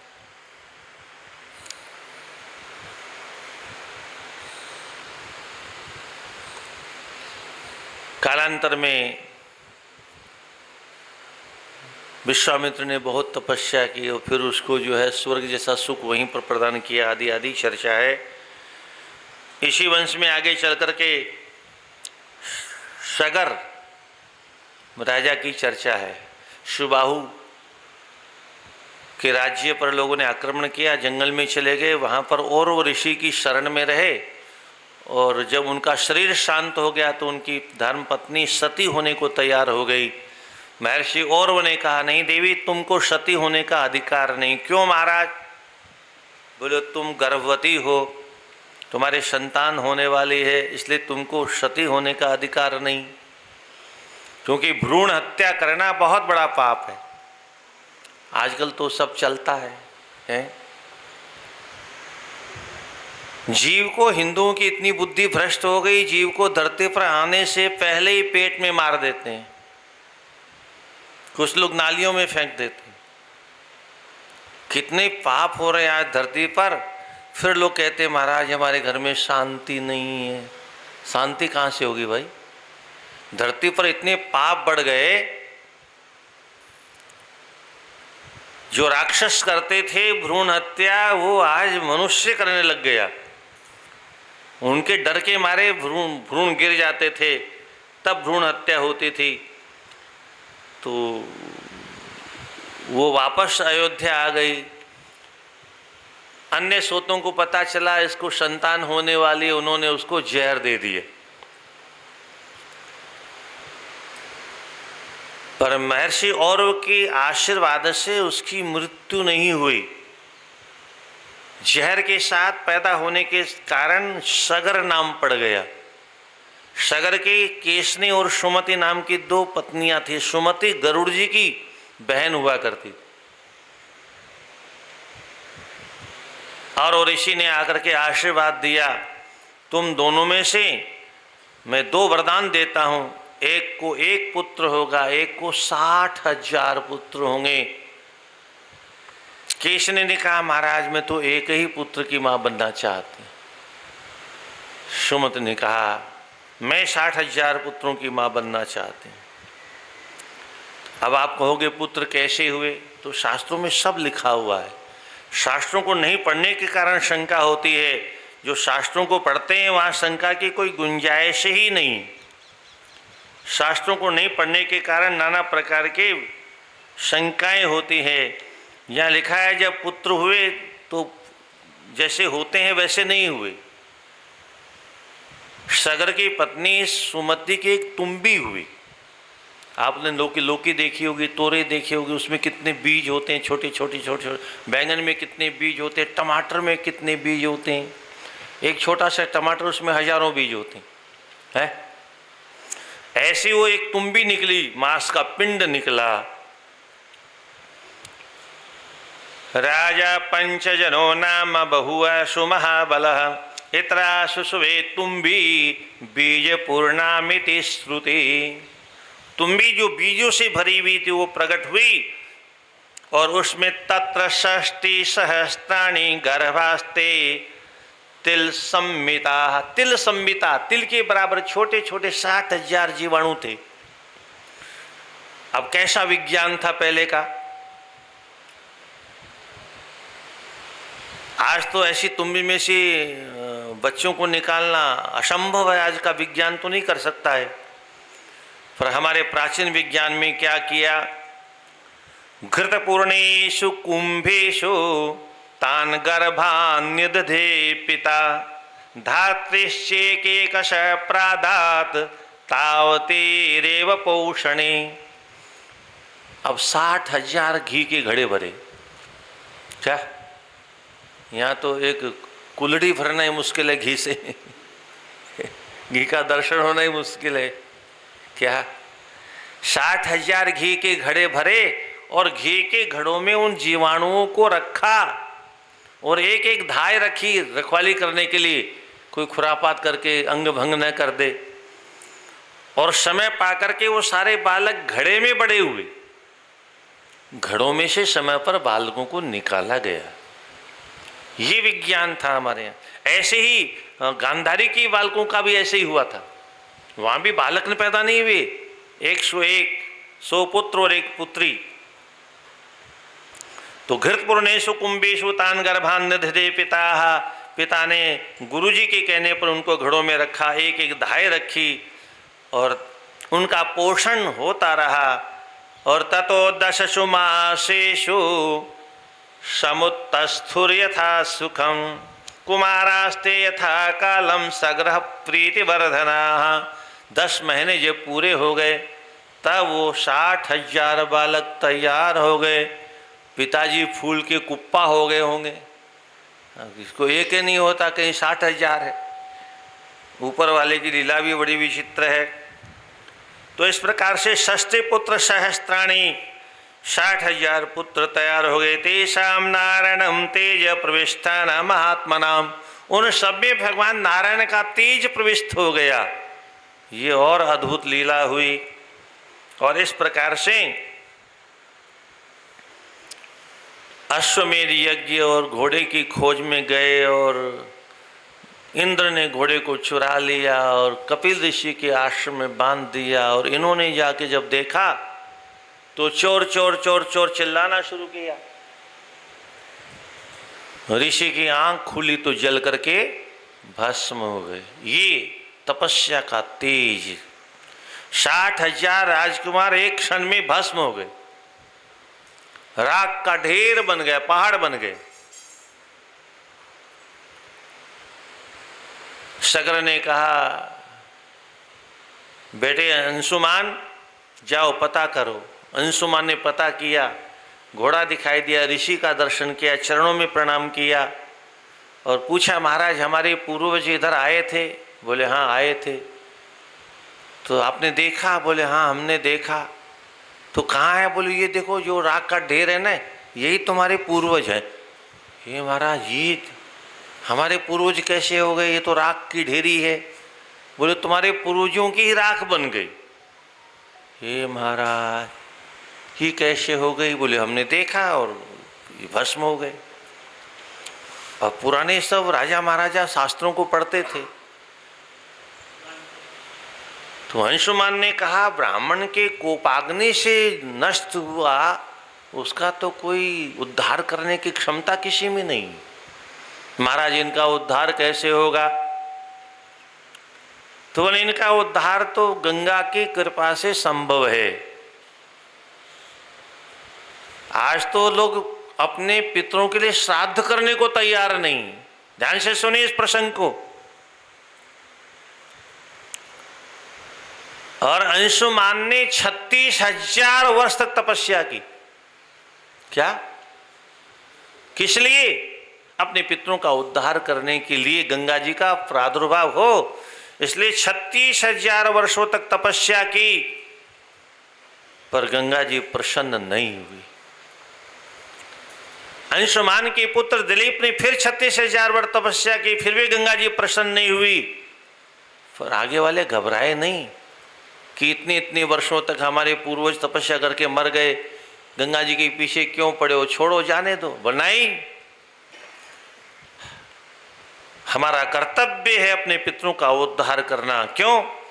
वो हमारे पितर नहीं होते तो हम आते कहां से हैं? आज जो हम हैं धरती पर, ये हमारे माता पिता की कृपा है। लोग कहते हैं तुमने हमारे लिए क्या किया? अरे तुम्हारा टेंटुआ अगर पैदा होते दबा देते तो यहां कहां बैठते आकर के? क्या?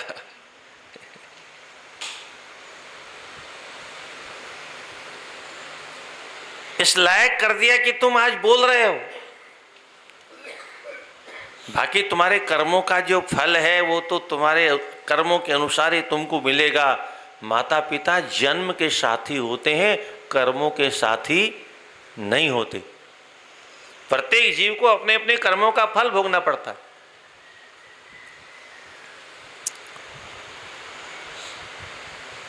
दिलीप ने तपस्या की, प्रसन्न हुई गंगा मैया। भगीरथ ने तपस्या की, तब गंगा जी प्रसन्न तो हुई, पर धरती पर जाने को तैयार नहीं। और लंबी चर्चा, यहाँ उसकी ज़्यादा कथा कहने की आवश्यकता नहीं, आप लोग सुनते रहते हो। अंतिम में गंगा जी तैयार हो गई तो बोले मैं रहूंगी क्या, मैं तो धरती में समा जाऊंगी। तब भगवान शिव की तपस्या की, भोले बाबा को प्रसन्न किया। फिर गंगा जी आई और फिर गंगा जी को भोले बाबा ने निचोड़ा और भगीरथ के रथ के पीछे पीछे गंगा जी की धारा चली। आज आप लोग जाते हो, हरिद्वार जाते हो और नहा के कहाँ आते हो? कहाँ पर? हर की पेड़ी। वहाँ कोई हर की पेड़ी नहीं, हाड़ की पेड़ी तो है। क्या? गंगा जी नहीं है वहाँ पर। कि हमारे देश का दुर्भाग्य है। इसलिए मैं कहता हूँ, हजारों वर्षों तक विदेशियों ने हमारे धर्म का नाश करने का प्रयास किया, पर हमारे पूर्वजों ने संघर्ष करके हमारे धर्म की रक्षा की। पर 75 वर्षों में इन नालायक नेताओं ने हमारे धर्म का सत्यानाश कर दिया। और कुछ कथावाचकों ने मिलकर के, कुछ तथाकथित भगवानों ने मिलकर के, हैं, रोज नए नए भगवान पैदा होते हैं। एक भगवान जेल में जाते हैं तब तक दूसरे तैयार हो जाते हैं।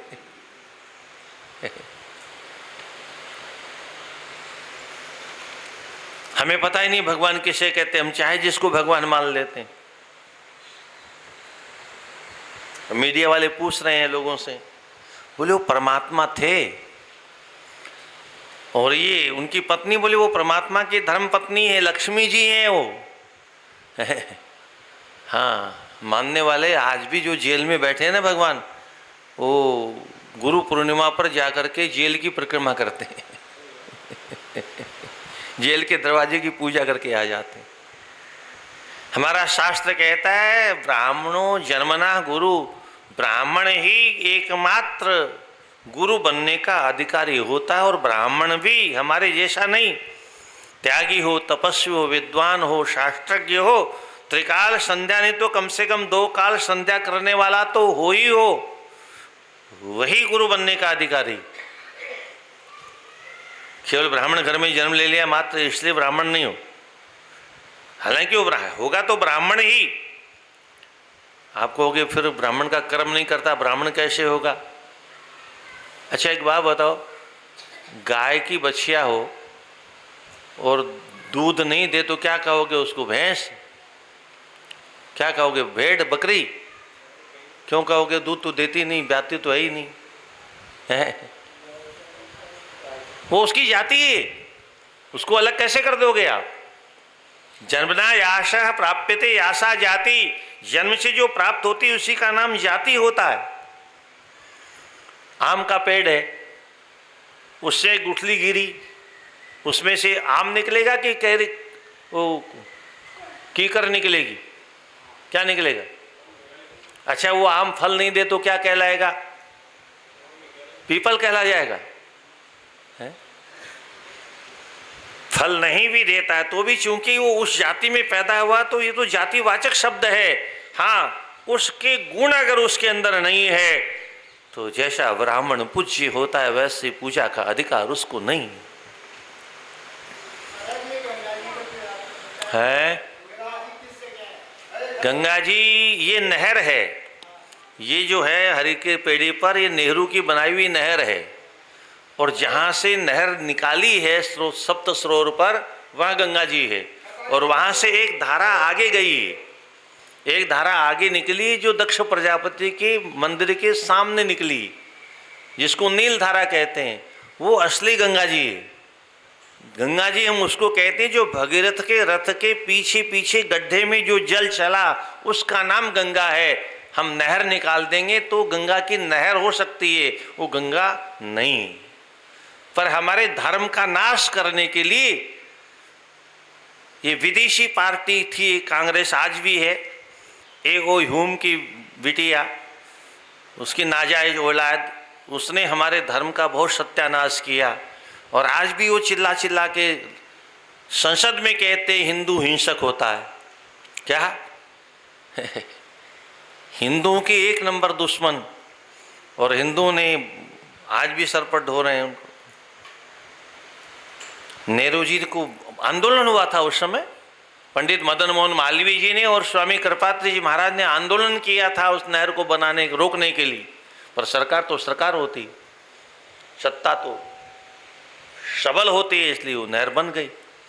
और हम सब वहीं जाकर के हर हर गंगे जी, गंगा जी है ही नहीं हुआ। हिंदुओं को बेवकूफ बनाया गया सौंदर्य के नाम पर। और आज कहाँ कहाँ क्या हो रहा है। अभी हम गए थे सूरत, तो वहाँ नर्मदा जी पास में है, ताप्ती नदी है, तो हमने कहा चलो स्नान करने चलते हैं। तो लोगों ने कहा महाराज यहाँ घाट ही नहीं, पूरे सूरत के बगल में एक भी घाट नहीं नहाने का। तो बोले चलिए एक वहाँ भोले बाबा का मंदिर है, वहाँ नहा के आते हैं। तो वहाँ क्या नाटक बना रखा था, एक अद्भुत नाटक बना रखा था।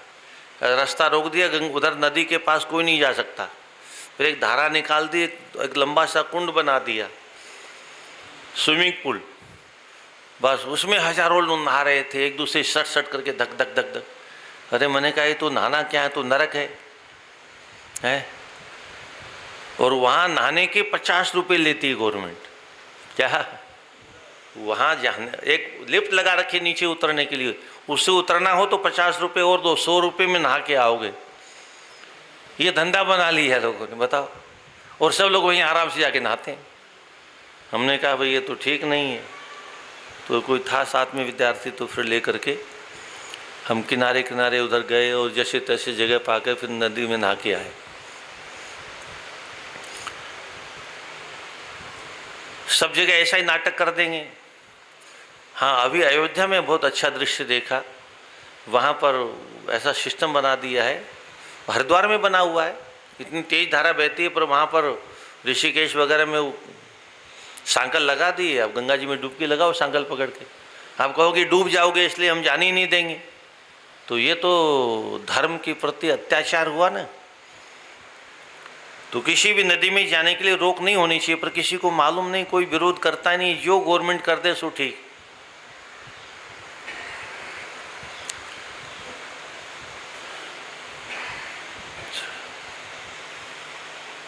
साठ 60,000 सगर पुत्रों की भस्मी की ढीरी का स्पर्श किया किसने? गंगा जल ने। यज्जल स्पर्श मात्रेण ब्रह्म दंड हतानपि सगरात्मा दिवम जगमु केवलम देह भस्मी भी। केवल शरीर को नहीं छुआ, शरीर से बनी हुई भस्म का स्पर्श हुआ और 60,000 बालक देवता बन बन करके सब स्वर्ग में चले गए। बोले गंगा महारानी की। गंगा की ये अद्भुत महिमा है। तो जब कभी हरिद्वार जाना हो तो सप्त सरोवर पर स्नान करना। क्या? अथवा दक्ष प्रजापति के मंदिर के सामने स्नान करना, हर की पेड़ी पर स्नान करने का कोई मतलब नहीं है।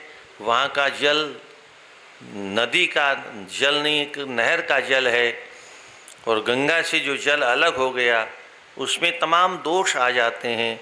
मैन धारा में कोई भी दोष नहीं आता, चाहे मुर्दा भी बहता हो, क्या चाहे नाला भी गिरता हो, उसमें दोष नहीं आता। भगीरथ के वंश में आगे चल करके नभग हुए, उनके अम्बरीश हुए, और महर्षि राजऋषि अम्बरीश प्रत्येक एकादशी का निराजल व्रत करते थे, प्रत्येक एकादशी का उद्यापन करते थे, प्रत्येक एकादशी का उद्यापन अलग अलग तीर्थों में करते थे। इस बार मथुरा में हुआ उसका आप लोग कथा सुनते रहते हैं, और कैसे कैसे दुर्वासा जी आए और फिर तीनों लोकों में उनको भ्रमण करना पड़ा। चक्र ने अम्बरीश की रक्षा की, दुर्वासा जी ने क्षमा याचना की, और चक्र राज शांत हुए। इसी वंश में आकर के ऋतुपर्ण नाम के राजा हुए अयोध्या में, जिन ऋतुपर्ण के यहाँ नल जब संकट में आए तो ऋतुपर्ण के यहाँ आकर के नौकरी की उन्होंने, उनका रथ चलाते थे। नल और दमयंती की कथा महाभारत में बहुत विस्तार से लिखी।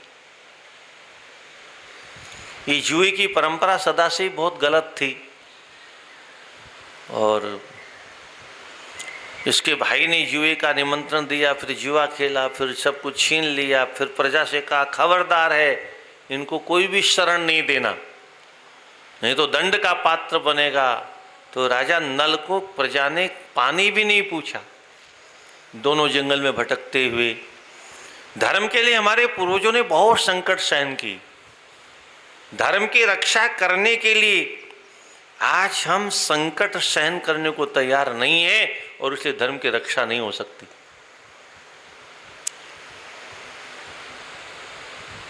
राजा ने बहुत कहा, रानी तुम अपने पीहर चली जाओ, संकट के समय तक समय है, बलवान होता है, समय आएगा हमारा भी। नहीं मानी, स्वामी मैं आपका साथ छोड़ के नहीं जा सकती। कितना भी विकट से विकट संकट आ जाए, हमारे देश की नारियों ने अपने पतियों का साथ नहीं छोड़ा, चाहे नल हो, नल की पत्नी दमयंती हो, अथवा राम जी की पत्नी सीता जी हो। क्या 14 वर्ष जंगल में जाना है तो जाना है, आपके साथ में जाना है, आप कहोगे तब भी अयोध्या में नहीं रहना है। यहां पति की आज्ञा भी नहीं माननी। जहां हमारे धर्म की बात है वहां पति की आज्ञा भी नहीं माननी है। पति की आज्ञा मानने का दोष लगता हो तो लगे, पर हम अपने धर्म का त्याग नहीं कर सकते। संकट के समय में पति का साथ छोड़ दें। आज की घटना नहीं है कि सुख में भी रात को विवाह हुआ, सुबह तलाक हो गया है। ये आज की शिक्षा का दुष्परिणाम है। हमारे पूर्वज बेवकूफ थोड़े थे जो नहीं पढ़ाते थे। क्या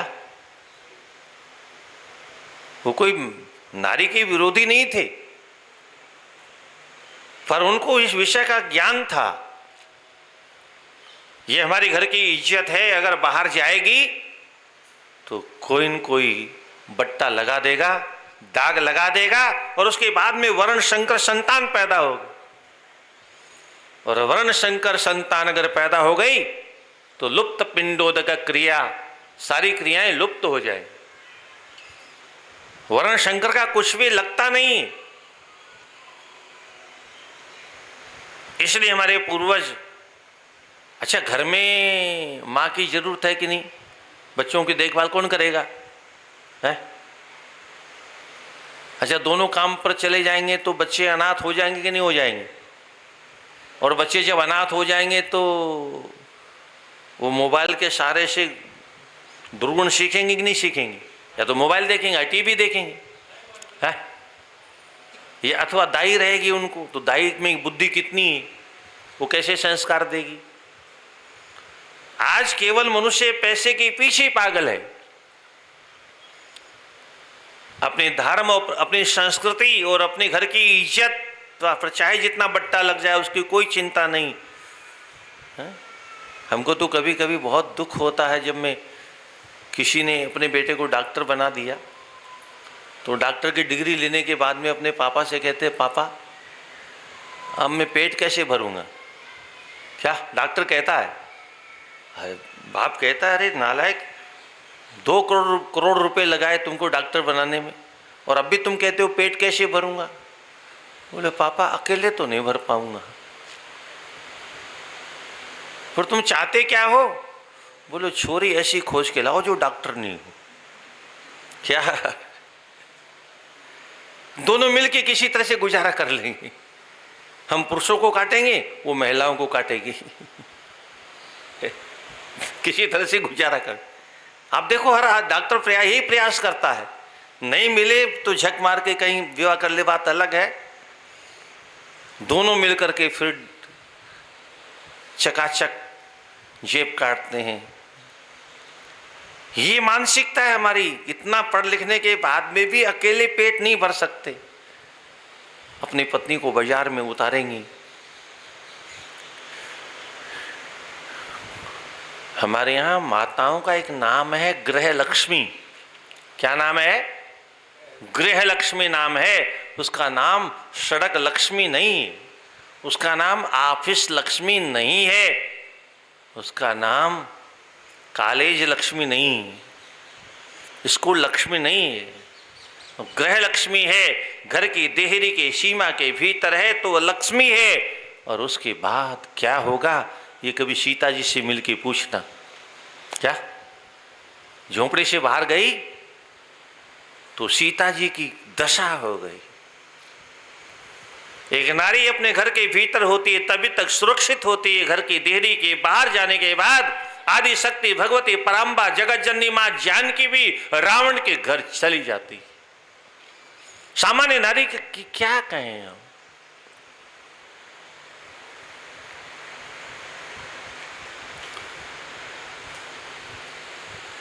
बहुत मना किया, बेटा बेटी दोनों को तो भेज दिया, पर वो पत्नी नहीं गई।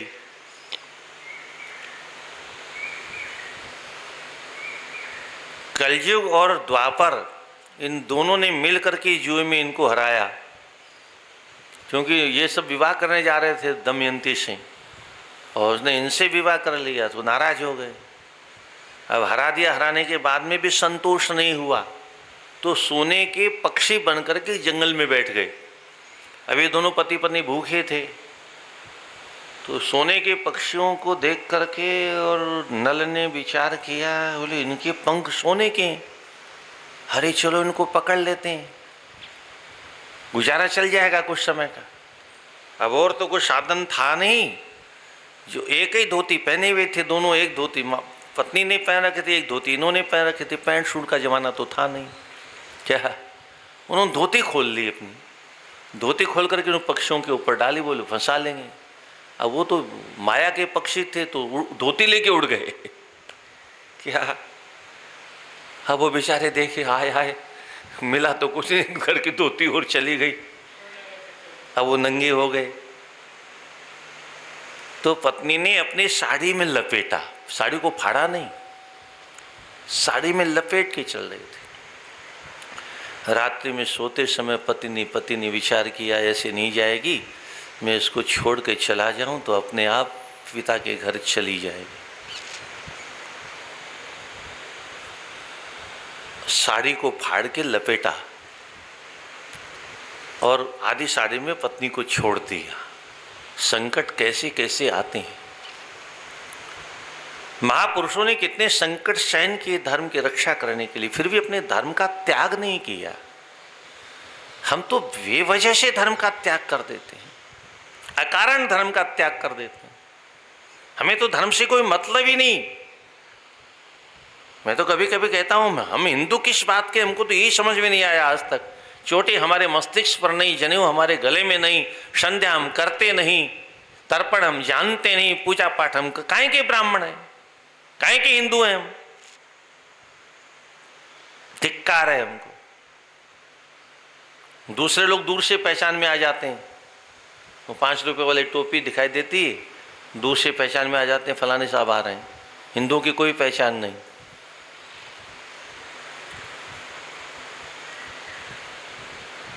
ऊपर से कसम और खा ली है मरने की, हम दो हमारा एक।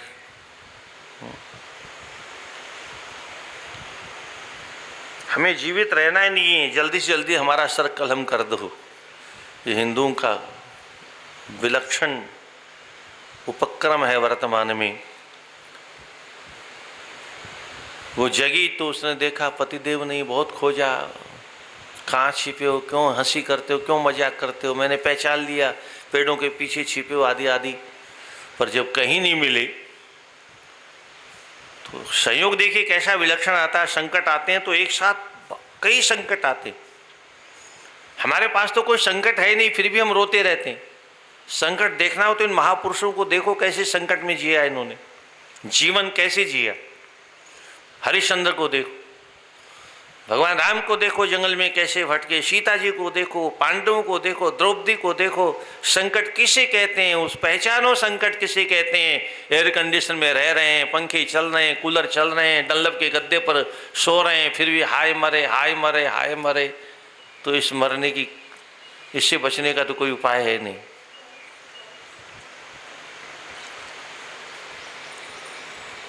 एक अजगर उस देवी को नील लिया, कमर तक खा गया। एक शिकारी ने देखा, शिकारी ने अचानक ऐसा प्रहार किया कि वो अजगर मर गया, वो देवी बच गई। अब उसके सौंदर्य को देखा तो उसकी बुद्धि भ्रष्ट हो गई शिकारी। और माताएं तुरंत पहचान जाती हैं, थोड़ी सी भी दृष्टि टेढ़ी हुई कि माताएं पहचान जाती है राक्षस सामने आ गया है। उसके बाद में भी अगर कोई बचने को तैयार नहीं हो, 35 टुकड़े हमको बनाने ही अपने, तो बात अलग है, पर पहचान में सब आ जाता है। उसने बहुत मना किया, देख खबरदार। और आखिर में वो जल करके भस्म हो गया। अकेली भटकती भटकती फिर किसी राजरानी की दृष्टि पड़ी उस पर। एक सुंदर कन्या को देख करके उसने पूछा, देवी, बोले मैं ऐसे ऐसे दुखी हूँ, मेरे पति कहीं संकट में हैं। तो बोले बेटी मेरे यहाँ रहो तुम निश्चित होकर के। और राजरानी के पास रहने लगी। बेटे तुमको क्या आता है? बोले मैं महारानियों का श्रृंगार करती थी तो मुझे श्रृंगार करना, तो वो श्रृंगार करती थी। कालांतर में जब उसको पता चला ये तो मेरी बहन की बेटी हो, तब उसके अपने मायके भेज दिया। और ये ऋतुपर्ण के यहाँ पर नल सारथी बनकर के सेवा करने लगे। अब दमयंती ने विद्वानों को भेजा, ऋषि महर्षियों को भेजा, पति की खोज करो, कहीं कहीं अवश्य होंगे। अब उनको भी एक अजगर ने काटा तो काले काले हो गए। नल जो है शरीर काला पड़ गया और गट्टे से हो गए। अग्नि में जल रहा था वो नाग, उसने कहा बचाओ बचाओ, ये बचाने गए और ये उन्होंने बचाया और वो उसने को काट करके जहर फैला दिया। नल ने पूछा मैंने तो आपका परोपकार किया, आपने ये मेरे साथ अन्याय क्यों किया? बोले तुम्हारे भले के लिए किया। तुम्हारे अंदर कलयुग और द्वापर दोनों बैठे हैं और मैंने जो जहर फैला दिया दोनों जल करके तुमको छोड़ के भाग जाएंगे। और ये लोग कपड़े लो, जब अपने रूप में आना हो तो इन कपड़ों को पहन लेना, अपने रूप में आ जाओ। वो दोनों कपड़े उसने रख लिए और नौकरी कर ली। अब इधर से दमयंती ने अपने माता से कहा, माता मुझे अपने पति का पता करना, ऐसे तो पता चलेगा नहीं, पर जहाँ कहीं भी मेरे पति होंगे। तो ब्राह्मणों को जो भेजा तो ब्राह्मणों ने सूचना दी, ऐसे ऐसे तुम्हारे प्रश्नों का उत्तर एक व्यक्ति ने दिया, पर वो तो तुम्हारे पति नहीं हो सकते, क्योंकि तुम्हारे पति को तो हमने भी देखा है विवाह में, वो तो काला पुरुष था। देवी ने कहा पता नहीं कौन सा संकट विधाता कहाँ से, पर निश्चित मेरे वही पति हैं और रथ चलाना उनको आता है और यहाँ से बहुत दूर हैं वो। माँ पिताजी से कह के घोषणा करा दो कल मेरा स्वयंवर होगा। और ये सूचना काशी नरेश के यहाँ अवश्य पहुंचा देना, अन्य राजाओं के साथ साथ में। नल ने सुना मेरी पत्नी स्वयंवर कर रही है, बोली ये कैसे हो सकता है। ऋतुपर्ण ने कहा दमयंती का स्वयंवर हो रहा है, तुम रथ चलाना जानते हो, मुझे पहुंचा दोगे कल? हाँ पहुंचा दूंगा।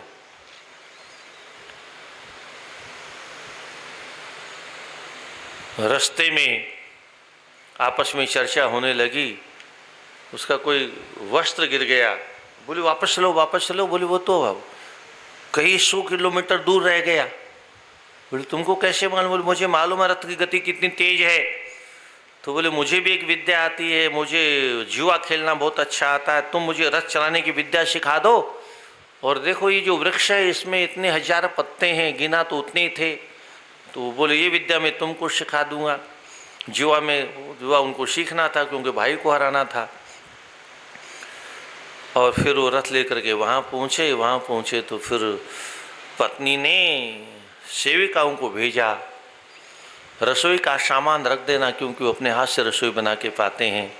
रसोई बनाने के लिए वहाँ पर ईंधन तो रख देना, दियासलाई नहीं रखना, पानी नहीं रखना। उनके संकल्प से पानी तैयार हो जाता, उनके संकल्प से अपने आप आग लग जाती है। और थोड़ी सी रसोई चुरा करके ले आना, मैं स्वाद देखना चाहती हूँ, क्योंकि मेरे पति जैसी रसोई बनाते हैं दुनिया में कोई बना नहीं सकता। और इन पर बालकों को ले जाओ। बालकों को देखा तो उसने गले से लगा के रोने लग गया। समझ गई है तो यही, पर ये काले काले क्यों है। अंत में सारा भेद जब मिल गया तो माँ से कहा माँ मेरे पति यही हैं, आप मुझे ले चलो। पिता के साथ में वहाँ पहुँची और कहा आप हो तो वही, पर आप का रूप ऐसा क्यों है। वो तब सारी घटना बताई और तब वो अपने वस्त्र पहन करके अपने रूप में आ गए। इस प्रकार से पुनः उनका दोनों का मिलन हुआ। तो ये ऋतुपर्ण के यहाँ पर इन्होंने संकट के समय में इसी वंश में आगे चल करके खटवांग हुए, रघु हुए, अज के दशरथ जी हुए। और उनके यहाँ पहले कोई संतान नहीं थी।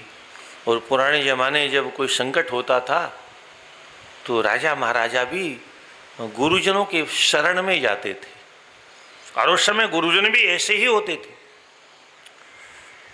महर्षि वशिष्ठ को जब कहा गया गुरु पिता ने कि तुम पुरोहित बन जाओ, तो वशिष्ठ जी ने मना कर दिया। बोले पिताजी आप क्या कह रहे हो, पुरोहित्य वृत्ति सबसे निम्न स्तर की वृत्ति होती है। दान लेना ये बहुत कठिन काम है, और शास्त्रों में तो बहुत कुछ लिखा है। तीर्थों में दान लेना तो और अधिक पाप को अपरिणाम है।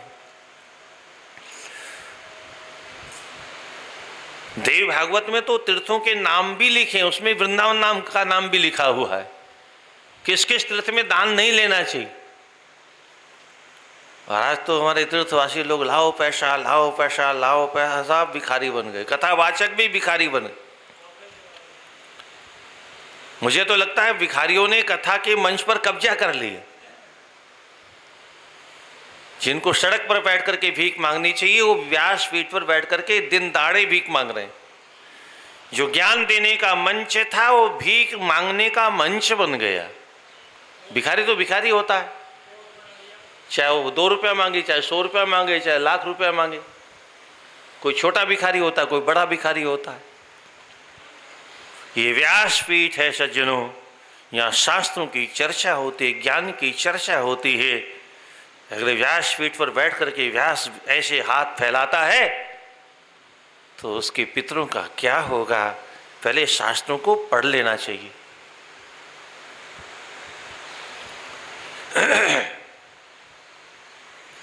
भगवान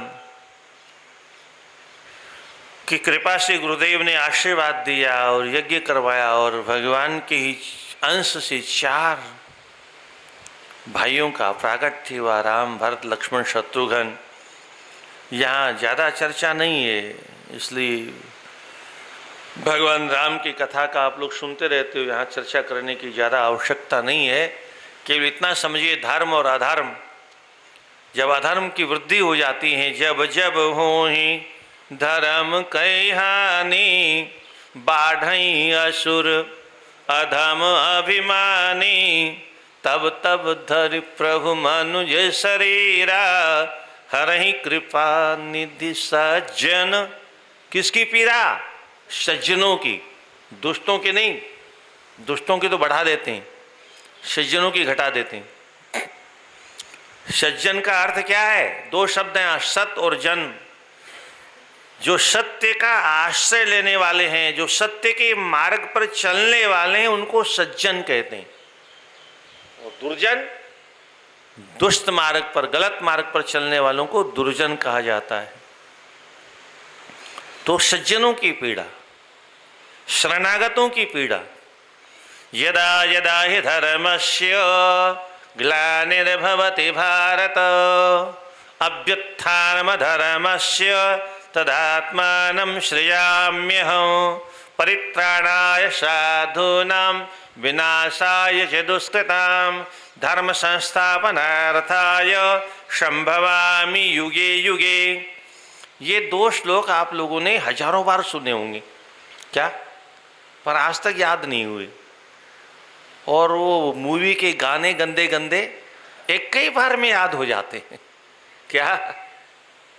एक कई बार में। वो 5 वर्ष के छोरे को भी, 5 वर्ष की छोरी को भी याद हो जाते हैं।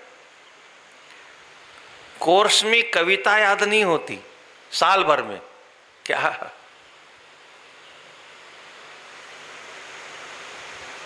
क्योंकि हमारी श्रद्धा नहीं है उसके प्रति। अगर थोड़ी श्रद्धा होती तो भारतवर्ष के प्रत्येक प्राणी को ये 2 श्लोक तो महाभारत के सीरियल में याद हो ही जाने थे, पर नहीं हुए किसी को भी। कैसा दुर्भाग्य है हमारा। गाने, गाने मतलब गालियां। हम गाने नहीं कहते, वो गालियां देते हैं। गाना तो जानते नहीं किसको कहते हैं। सिनेमा वाले क्या जाने गाना किसको कहते हैं। गंदी गंदे शब्दों का प्रयोग, जिसको सुन करके शर्म को भी शर्म आ जाए। पर आज के मम्मी और डैड को है, हम मरी हुई को क्या शर्म आएगी? डेड बॉडी को क्या शर्म आएगी? क्या मम्मी जब, माँ जब मम्मी हो गई और पिताजी जब डेड हो गए, तो बच्चों को हम मरे हुए लोगों से क्या शर्म आती? फिर साथ में बैठ के देखते हैं। कैसा दुर्भाग्य है कि देश का। मनोरंजन के नाम पर मनोभंजन। हमारे यहाँ शास्त्रों में, आपने गीता में कभी पढ़ा हो तो गीता में भगवान कृष्ण कहते हैं, अर्जुन 3 भयंकर राक्षस हैं। इन तीनों से अगर प्रेम कर लिया तो नरक के पहले रुकोगे नहीं। त्रिभिर्नरकस्येदं द्वारम नाशनमात्मनः, कामः क्रोधस्तथा लोभः, तस्मादेतं त्रयं त्यजेत। काम, क्रोध और लोभ, ये 3 राक्षस हैं। ये 3 सड़कें हैं। काम की सड़क पर पैर रख दिया तो ये वहीं नरक पे जाके रुकेगी। क्रोध की सड़क पर पैर रख दिया तो ये भी वहीं ले जाएगी। और लोभ की सड़क पर पैर रख दिया तो नरक से पहले रुकने वाली नहीं। इसलिए श्रेय कामी दूरतः त्यजेत, जो अपना कल्याण चाहता है इन तीनों से दूरी बना के रहे। हमारे शास्त्र तो ये कहते हैं, और यही हमारे संत कहते कहते मर गए। पर सिनेमा क्या करता है? तीनों को बढ़ाता है। स्त्री और पुरुषों में, बाल बच्चों में अधिक से अधिक काम कैसे बढ़े, क्रोध कैसे बढ़े, डिशुम डिशुम डिशुम, ठैं ठैं ठैं ठैं ठैं, 5 मिनट में 500 लोगों को मार के फेंक दी, गांव में आग लगा दी। देख देख के बच्चे आजकल निर्भय हो गए, डिशुम डिशुम करने लग गए। बच्चे तो बहुत जल्दी पकड़ते हैं। पहले गांव में रामलीला होती थी ना, तो छोटे छोटे बच्चे लकड़ियों के धनुष बाण बना लेते थे, क्या?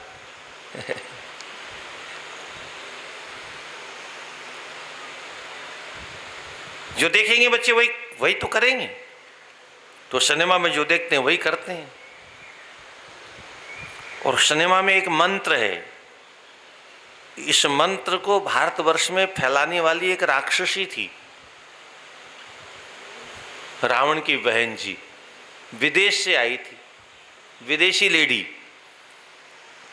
भारतवर्ष की धरती पर आई तो राम जी के सौंदर्य को देख करके पागल हो गई और राम जी के सामने बन ठन करके वो ब्यूटी पार्लर में जा कर के आई और वहाँ से आकर के राम जी के सामने पहुँची और राम जी से जाके बोली आइयो। क्या बोली? ये मंत्र उसी का फेंका हुआ है। राक्षस लोग इसका प्रयोग पहले भी करते थे विदेश में, और उसने जब यहाँ फेंक दिया तो यहाँ ये बीज खूब फला फूला, ठीक वैसे ही जैसे विदेशी बबूर है ना, सब जगह फैल गई। पैर रखने की जगह नहीं, सब जगह जहां देखो बबूर बबूर, पशुओं का चारा भी खत्म हो गया उसकी वजह से।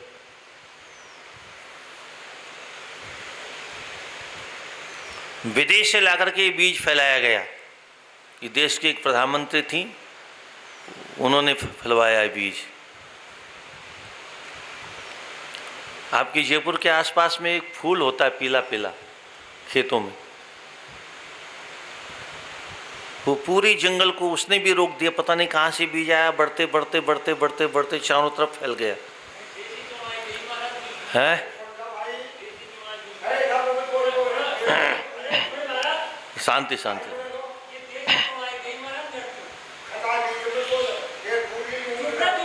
नारायण नारायण नारायण नारायण नारायण नारायण। गोविंद हरे गोपाल हरे गोविंद हरे गो। जय जय प्रभु दीन दयालु हरे, जय जय प्रभु दीन दयालु हरे। गोविंद हरे गोपाल हरे गो। जय जय प्रभु दीन दयालु हरे, जय जय प्रभु दीन दयालु हरे। भगवान राम ने धर्म के लिए कितना संकट सहन किया।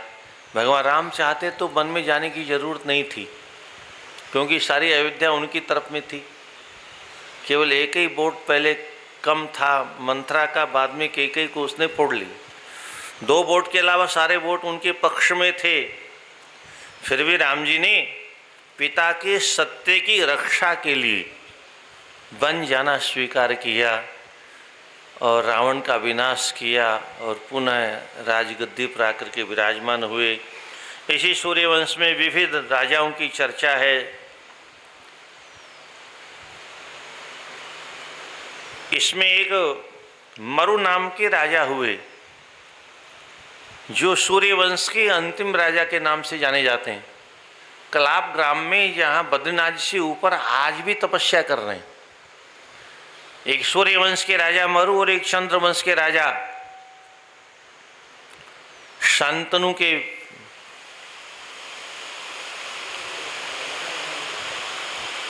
देवापी, ये 2 तपस्या कर रहे हैं और कलयुग के बीतने के बाद में दोनों सत्यों की स्थापना करेंगे।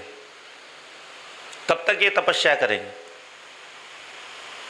ऐसा सभी शास्त्रों में चर्चा आती है। तो मरस्तु योगमास्थाय कलाप दीपमास्थितः तस्यासिद् विश्रुतवतः पुत्रो राजा बृहद्बल। ये योग माया का आश्रय लेकर के कलाप ग्राम में तपस्या कर रहे हैं और इसके बाद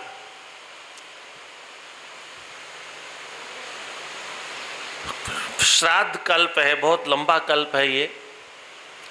पितर किसे कहते हैं? देवताओं को पितर कहते हैं कि पितर अलग कोई लोक होता है और पितर, यहाँ प्रश्न किया जन्मेजय जी ने, उसको आप उतना तो आप कर ही नहीं सकते। वैसे कुछ लोग आजकल करते हैं, जो मर गया उसके पास कैसे पहुँचता है। पर यहाँ जो प्रश्न है वो आपसे भी बड़ा प्रश्न है। जन्मे जी कहते हैं कुछ पितर तो स्वर्ग में जाते हैं, कुछ नरक में भी तो जाते हैं। ये तो हम हैं कि मरने के बाद में सब कुछ स्वर्ग लिख देते हैं। क्या द्वादशा का निमंत्रण देते हैं तो सबको स्वर्गीय लिखते हैं, बैठक का निमंत्रण देते हैं तो सबको स्वर्गीय लिखते हैं। तो क्या सब स्वर्ग में गए हैं क्या? नरक में कोई जाता ही नहीं है। अरे कोई हमारे जैसे नरक में भी तो जाते होंगे, है? पर लिखने में ऐसा नहीं आता है। पर यहाँ मैं जन्मेजय महाराज कहते हैं, हे गुरुदेव, जो पितृ नरक में चले गए उनका हम श्राद्ध करेंगे, वो बेचारे खुद नरक में भोग रहे हैं, वो हमारा भला क्या करेंगे? क्या? वो तो खुद नरक में भोग रहे हैं। तो उसका भी उत्तर आपको कल सुनने को मिलेगा, है? बोले राजा रामचंद्र भगवान की, श्री राम जय राम जय जय राम, श्री राम जय राम जय जय राम, श्री राम जय राम जय जय राम, श्री राम जय राम जय जय राम। वर्षा अच्छी हो गई है।